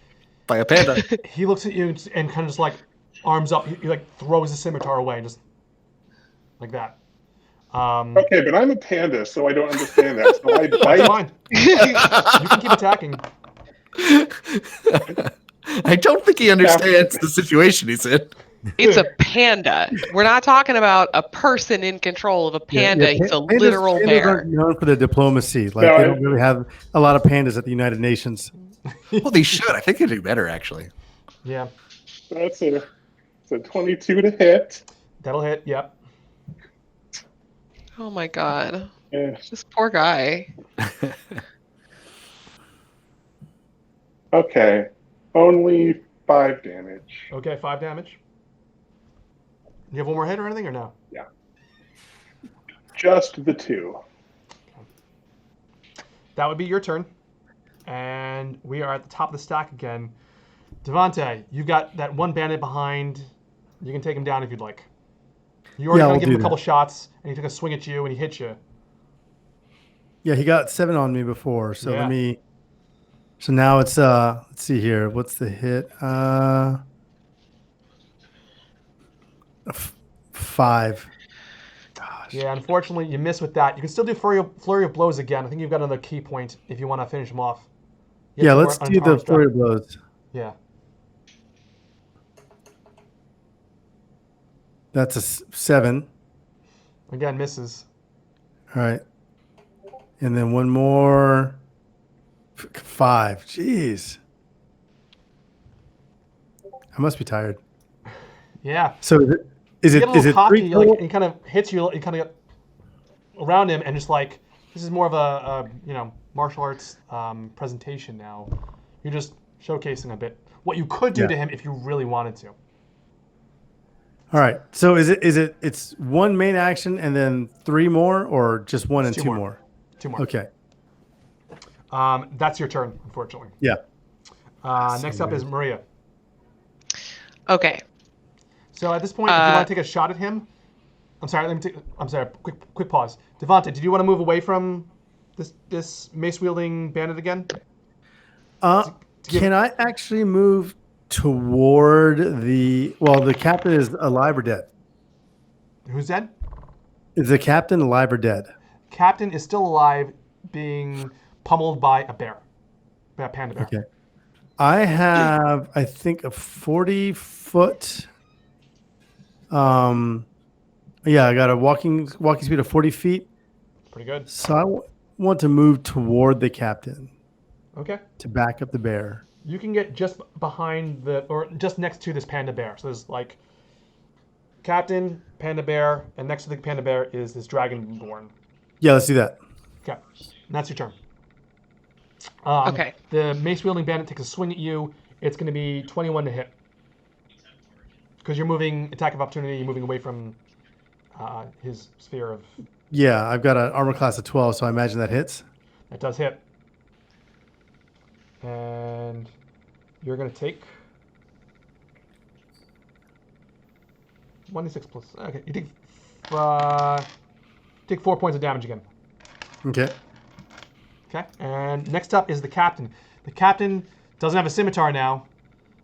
Trying to get up again. Is going to do another dexterity saving throw. Alas, can't get up. Stuck in grease. Can't move. Rip. Starts crawling away, but gets like 10 feet away. Next up is Renice. Well, I didn't do anything. Oh, I'm so sorry. I'm so sorry. God. Absolutely, I skipped your turn. I apologize. Jeez. I know. All right, I'm What a gonna. jerk. We still got this homie with the mace that's like hanging on by a thread, right? Yep. All right, I trust that that Reinhold's got the bear has the captain like under control for this foreseeable future. So I will choose to Eldritch Blast the one with the mace. Okay. 22 to Yeah, hit. that'll hit. Yeah, and God, it's upside down. 6. Okay. The mace-wielding bandit falls over. Okay, it is dead. Excellent. Describe your killing blow here. I want to try to spice. I keep missing that opportunity because you keep killing him so fast. Tell me how this bandit falls over. You know what? I've been playing a lot of first-person shooters lately, so I'm gonna say I lasered this guy straight through the eyeball, like just gone, just out the back of his head. Sparks fly off of the presumably brick sewer wall behind us, and he collapses into a heap, back of his head blown off. That happens. It's unfortunate, you know? What are you going to do? See, I thought he might land face down, ass up, just to be completely embarrassing. Well, okay. I'll accept your pull request to my... History so rewritten. Oh, you splattered bandit everywhere. Ugh. Ugh. Yeah. I mean, All fortunately, over the sewers just like place. clean up, just kind of like... Yeah, it was really going to mess up the decor. the It's gonna poop. get an infection like that. Yeah. I really think the blood like ties the sewer together. Personally, I think it really does something for the ambiance. Scrawl a message in there or something like that. Yeah, it's fair. And then I'm gonna slowly I'm gonna move like 15 feet closer to the Goliath because he seems, I don't know, I feel kind of bad for him, and I'm concerned that he's been like enslaved or like roped into this shit in some way. And I have some talents, I think, particular to the situation that could be helpful for determining whether or not we can actually work with this guy. Okay. Renice, you're up. You have no enemies other than this groveling Goliath and the captain who is being harangued by a Dragonborn and a panda. You are muted. Sorry. Yeah, I think so command, it says 1 round. So did the Goliath fail to recover, still extend to now, or what's happening? Yeah, the failure is that they tried to roll a persuasion check and just failed so hard. It was a critical failure that the Goliath is just kind of sitting there like not sure how to fight back, has no will to fight back at this point. It's kind of sitting there like, now it's not even like groveling, it's just sitting in the sewer like muck, not even picking itself up, not trying to move, just and kind of sadly looks up at you. It is your turn. Hold on, just looking at something. I think I'm going to go with suggestion since it's what I have in my toolbox. Okay. I'm going to say this succeeds instantly. What's that? I'm gonna say this just immediately succeeds. Okay. So I was going to suggest to the Goliath that we're his friends. If I can do this, I'm still like limited to a sentence too. That we're his friends, and he helps us. He kind of perks up. Friend. And stands up. All right. That's it. I tell him he's a good boy, and I walk up to reach up and pat him on his arm. His leg kind of goes a little bit. Awesome. Nice. That is your turn, Duke. Yes. So captain's over there. Did we killed the guy who was here? There's nobody left except the Goliath, right? Goliath and the captain. The captain's pinned under a bear. Right. Oh, right. The captain's pinned under a bear in a puddle of grease, or since crawled out of it. So I'm actually. Can I go up and start investigating the cargo that's on this cart? You absolutely can. You're still in combat, but. Yeah. Well, seeing that everyone seems to have it handled, I'm going to start moving on to the business at hand and make sure we have something worth all the effort that we've just put in. Okay. So I don't know what I should. I guess probably getting in and starting to try and figure out how to get in there is going to be. So first you climb into the carriage, and you see this box. As I described before, it's about 8 feet long and maybe 2.5 feet wide. See, anyone could have fit in here. Maybe 3 feet. What? Anyone could have fit in there. It didn't have to be me. No, it had to be you. Had to be you. Yep. Maybe not the panda. It doesn't look like it's got any kind of particularly. Let me ask you this. Kat, are you drinking? I'm not going to go into this deep. It doesn't look like it's have any kind of lock that you think would challenge you. Okay. Do you feel like you want to pick it open? Just. Sure. What is it? Sleight of hand and. It is lock picking skills, but I'm gonna say like if you're just picking lock at this point, you've picked it. Okay. Cool. Okay. You pick it. It falls off. You kind of do one like, okay, what's the big deal? Shrugs, and do you flip it open? Yeah. You flip it open, and you see a corpse in there. Oh, lovely. Ooh. In fact, it's the corpse of an orc. And it might be one of the biggest orcs you have ever seen. Okay. It's got like slick back hair, it's dark, and it's got like a good chiseled face, and you don't see any immediate signs of distress on the outside of the body. If you want to do a deeper inspection, you can, but... Yeah, I assume that'll be the amount that I can get accomplished in a round. Inspection and then probably the last thing I'll move on from there. Do I have time? You said I have time to do inspection? Sure, why not? All right. Or investigation, I guess, right? Yeah, investigation works. 19. Yeah. It's got slightly colored, like slight mottling around the neck area, and you think this orc was poisoned. You're no doctor, but you see like these marks, like what would cause this, like, and it seems like it's kind of like almost not bubbling internally, but there's definitely a discoloration that goes down the throat. You can't immediately identify what poison is by any means, but you've seen several that have similar effects before. Okay. I will have I guess in combat, what I would end up emoting is just sort of a surprised, okay, and that's kind of what's been communicated because we're in the middle of the fight still. Okay. At this point, I'm going to say you're out of combat. All right. Because this is just like, let's beat up the straw man. Then if we're good, I will say, hey, everybody, look here. Yeah. The pirate, the bandit captain is still trying to, like, on its back, crawl. He's trying to crawl back away from a giant panda and a dragonborn. And if either of you want to just coup de grace it right now, you can kill the captain, or you can grapple it. It seems like at your discretion. I would actually like to interrogate the captain. Okay. Whoa. That's all he can manage to get out of his mouth. 10 seconds ago, he was walking down a sewer, and then he's got a panda and exploding kenkus and all sorts of crap, colors flying in his face, and he can't even vocalize what is going on. Wild I think shit there's just a chance popped that off, and he's not a expressing. goon. Like Wasn't he's even just supposed to be here today. So he wanna- swapped my shifts shit. with somebody. I feel like using maybe some intimidation and also having the panda behind me, where I would what I would say is like, look, you can either tell me what we want to know, or Well, I can use you to feed my friend. what do we want to know? What we want to Panda know kind of is growls. Yeah, he's like, A hey, I very got it. scary panda Ooh, growl, I got it. Okay, no more. I'm good. Like, look. which is shut a me up. thing Look, that I'm pandas big. are known I got a for. panda bite on my arm, the size of my ass. Look at that right there. Okay, what do you want from me? Will, can I see what Aaron Is he saw? from Long Island?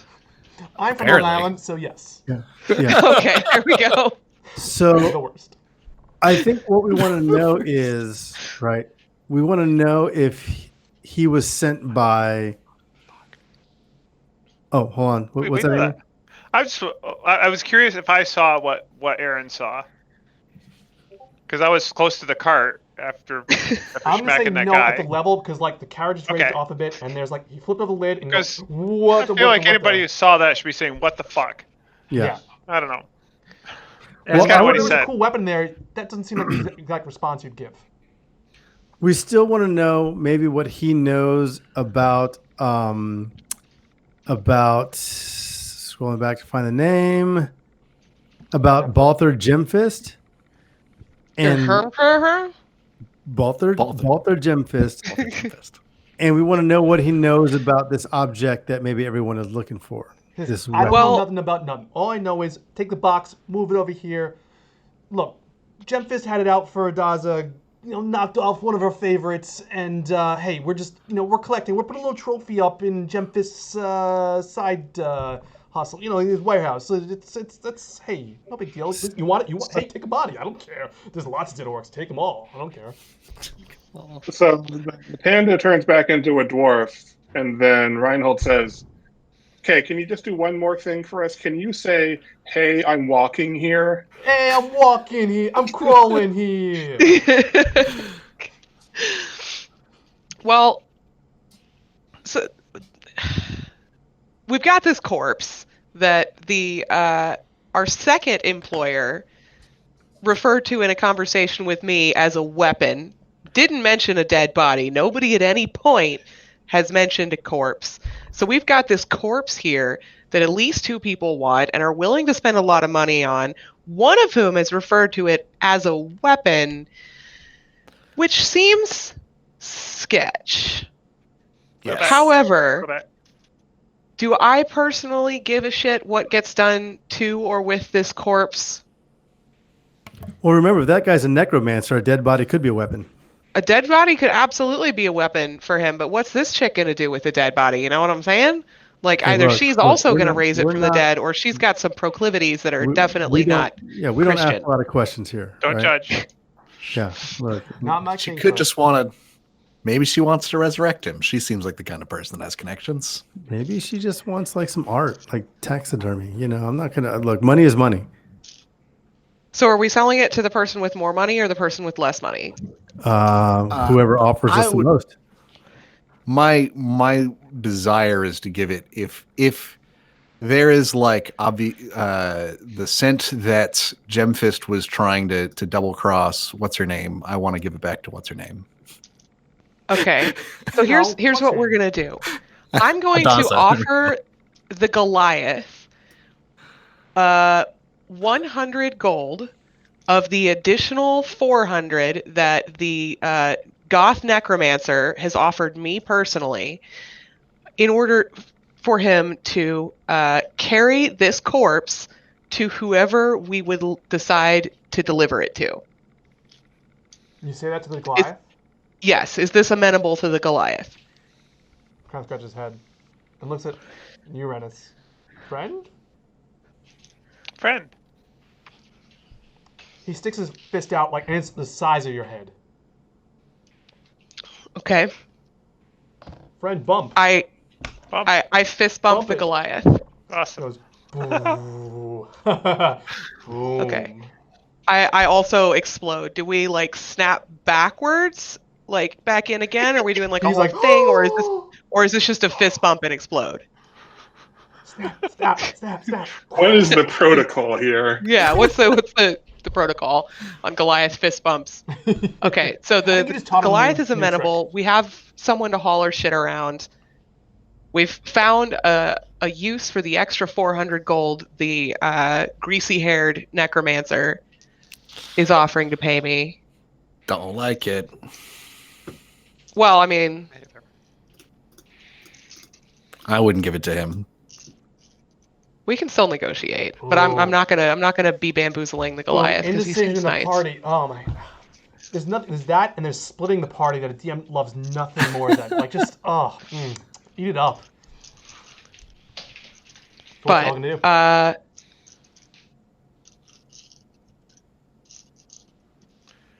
Do we want to figure this out now, or do we want to continue in another session next week? What I will say, that's a great question. That's the this is wrapping question. it up. I will tie it up. It says you go to this place or that place. You drop off the body and you get X gold back. Okay. And I will give a kind of a conclusion after that.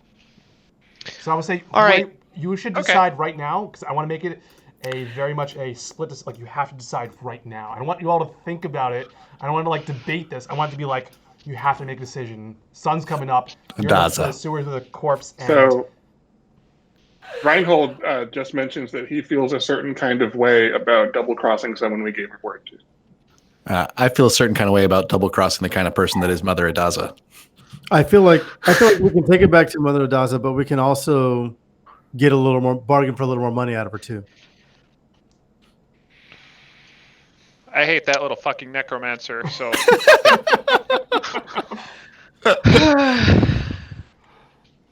well, I will agree to take it back to the original person who is definitely up to no good with this corpse because, literally, no good can come out of somebody having this corpse weapon. Okay, regardless of who has it. Just to be clear, I think we should try to squeeze more money out of her, but even if we can't, I will still pay the Goliath personally because I am not a dickhead. Okay, so wrapping things up. Right before you do that, Reinhold says, I may have forgotten to mention that I turn into a panda. And before you ask, you can ride me.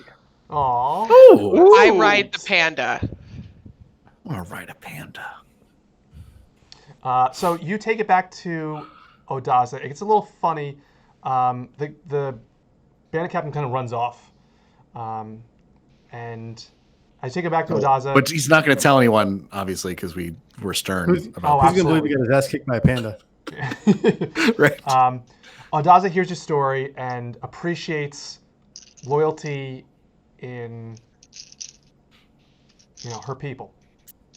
And does pay off the Goliath from her own pocket and throws an extra, that was nice. Just, let's see, 500 on top, not each, just an extra 100 each. So you're each getting paid 300 gold pieces instead. It's not as much as the necromancer is going to give you, but appreciates loyalty when it shows itself and realized you could have dicked her over and you didn't. Did she at least give Maria a hit of the husk? She gives a number of I know a guy and cues you okay, in. Okay, ready to excellent. Go. So she's hooking me up with her plug. Yeah, exactly. Yeah, okay, excellent. What you do hear on the streets though, and Odaza being a hub for information, is that you did promise Drell Fellswarm that you would deliver a weapon and you didn't. And likewise, she promised. As much as that bandit swore you wouldn't say anything, well gosh darn it, he went and told his boss, Gemfist. And Gemfist knows about you now, too. So you've made two big enemies in this same night, while making a solid ally in the same area of the city. Well, I would argue that we were told there was a weapon, not a corpse. And how am I to know what the fuck that corpse is? I don't know. I was expecting a sword, a bandit focus or something. So that's going to be a lot of work argument. to stop the bandit captain for us to just let him go. That's all I'm going to say. Yeah, that was stupid. I really wish someone finished that off. I just want to know if she invites me to one of her parties. You have been given an open invite whenever you want to come. You come. You party. You fucking rock. Party. Not you, Gnome. I'm gonna go to the weird gnome party. Or I'm a different halfling gnome party. now. It's fine. You're still And weird that's where we'll though. end it tonight. Friends, thank you. This is a Yes. lot of fun. This is really fun. Appreciate We it. didn't get through half of the stuff I planned, which is great, and basically what I expect from pretty much every D&D session I ever do. It's like, I got all these cool things I'm going to throw in there, and just we talk about, like, how many bars can we hit in the way, and it's great. I think the Nice. RPG stuff is, like, the fun part of this. Rolling dice and hitting people in the faces with maces can be fun, too, but it's the talking that I really dig. So thank you for that, and it was a lot of fun. Thank good you for time. putting Good this work, together. everyone. Thanks for hosting. Yeah. Very Yeah, We can do I it had a again. good time. Yeah, absolutely. I And want we to do this it again. Yeah. I will absolutely love to do it again. Obviously, I've Yeah, got yeah. more material that I didn't cover, so Yeah. I guess we'll just There's a whole have it. party now, so My partner's asleep, so she can't hear me actually say that I liked this, so I can still claim that. She knows. And we have more Perfect. converts. D&D. Excellent. yeah. Welcome to the fold. Yeah. All right, friends. Sick. We'll stop recording, stop streaming, and I'll call it there. Cool. All right. Have a good night. Good night, everyone.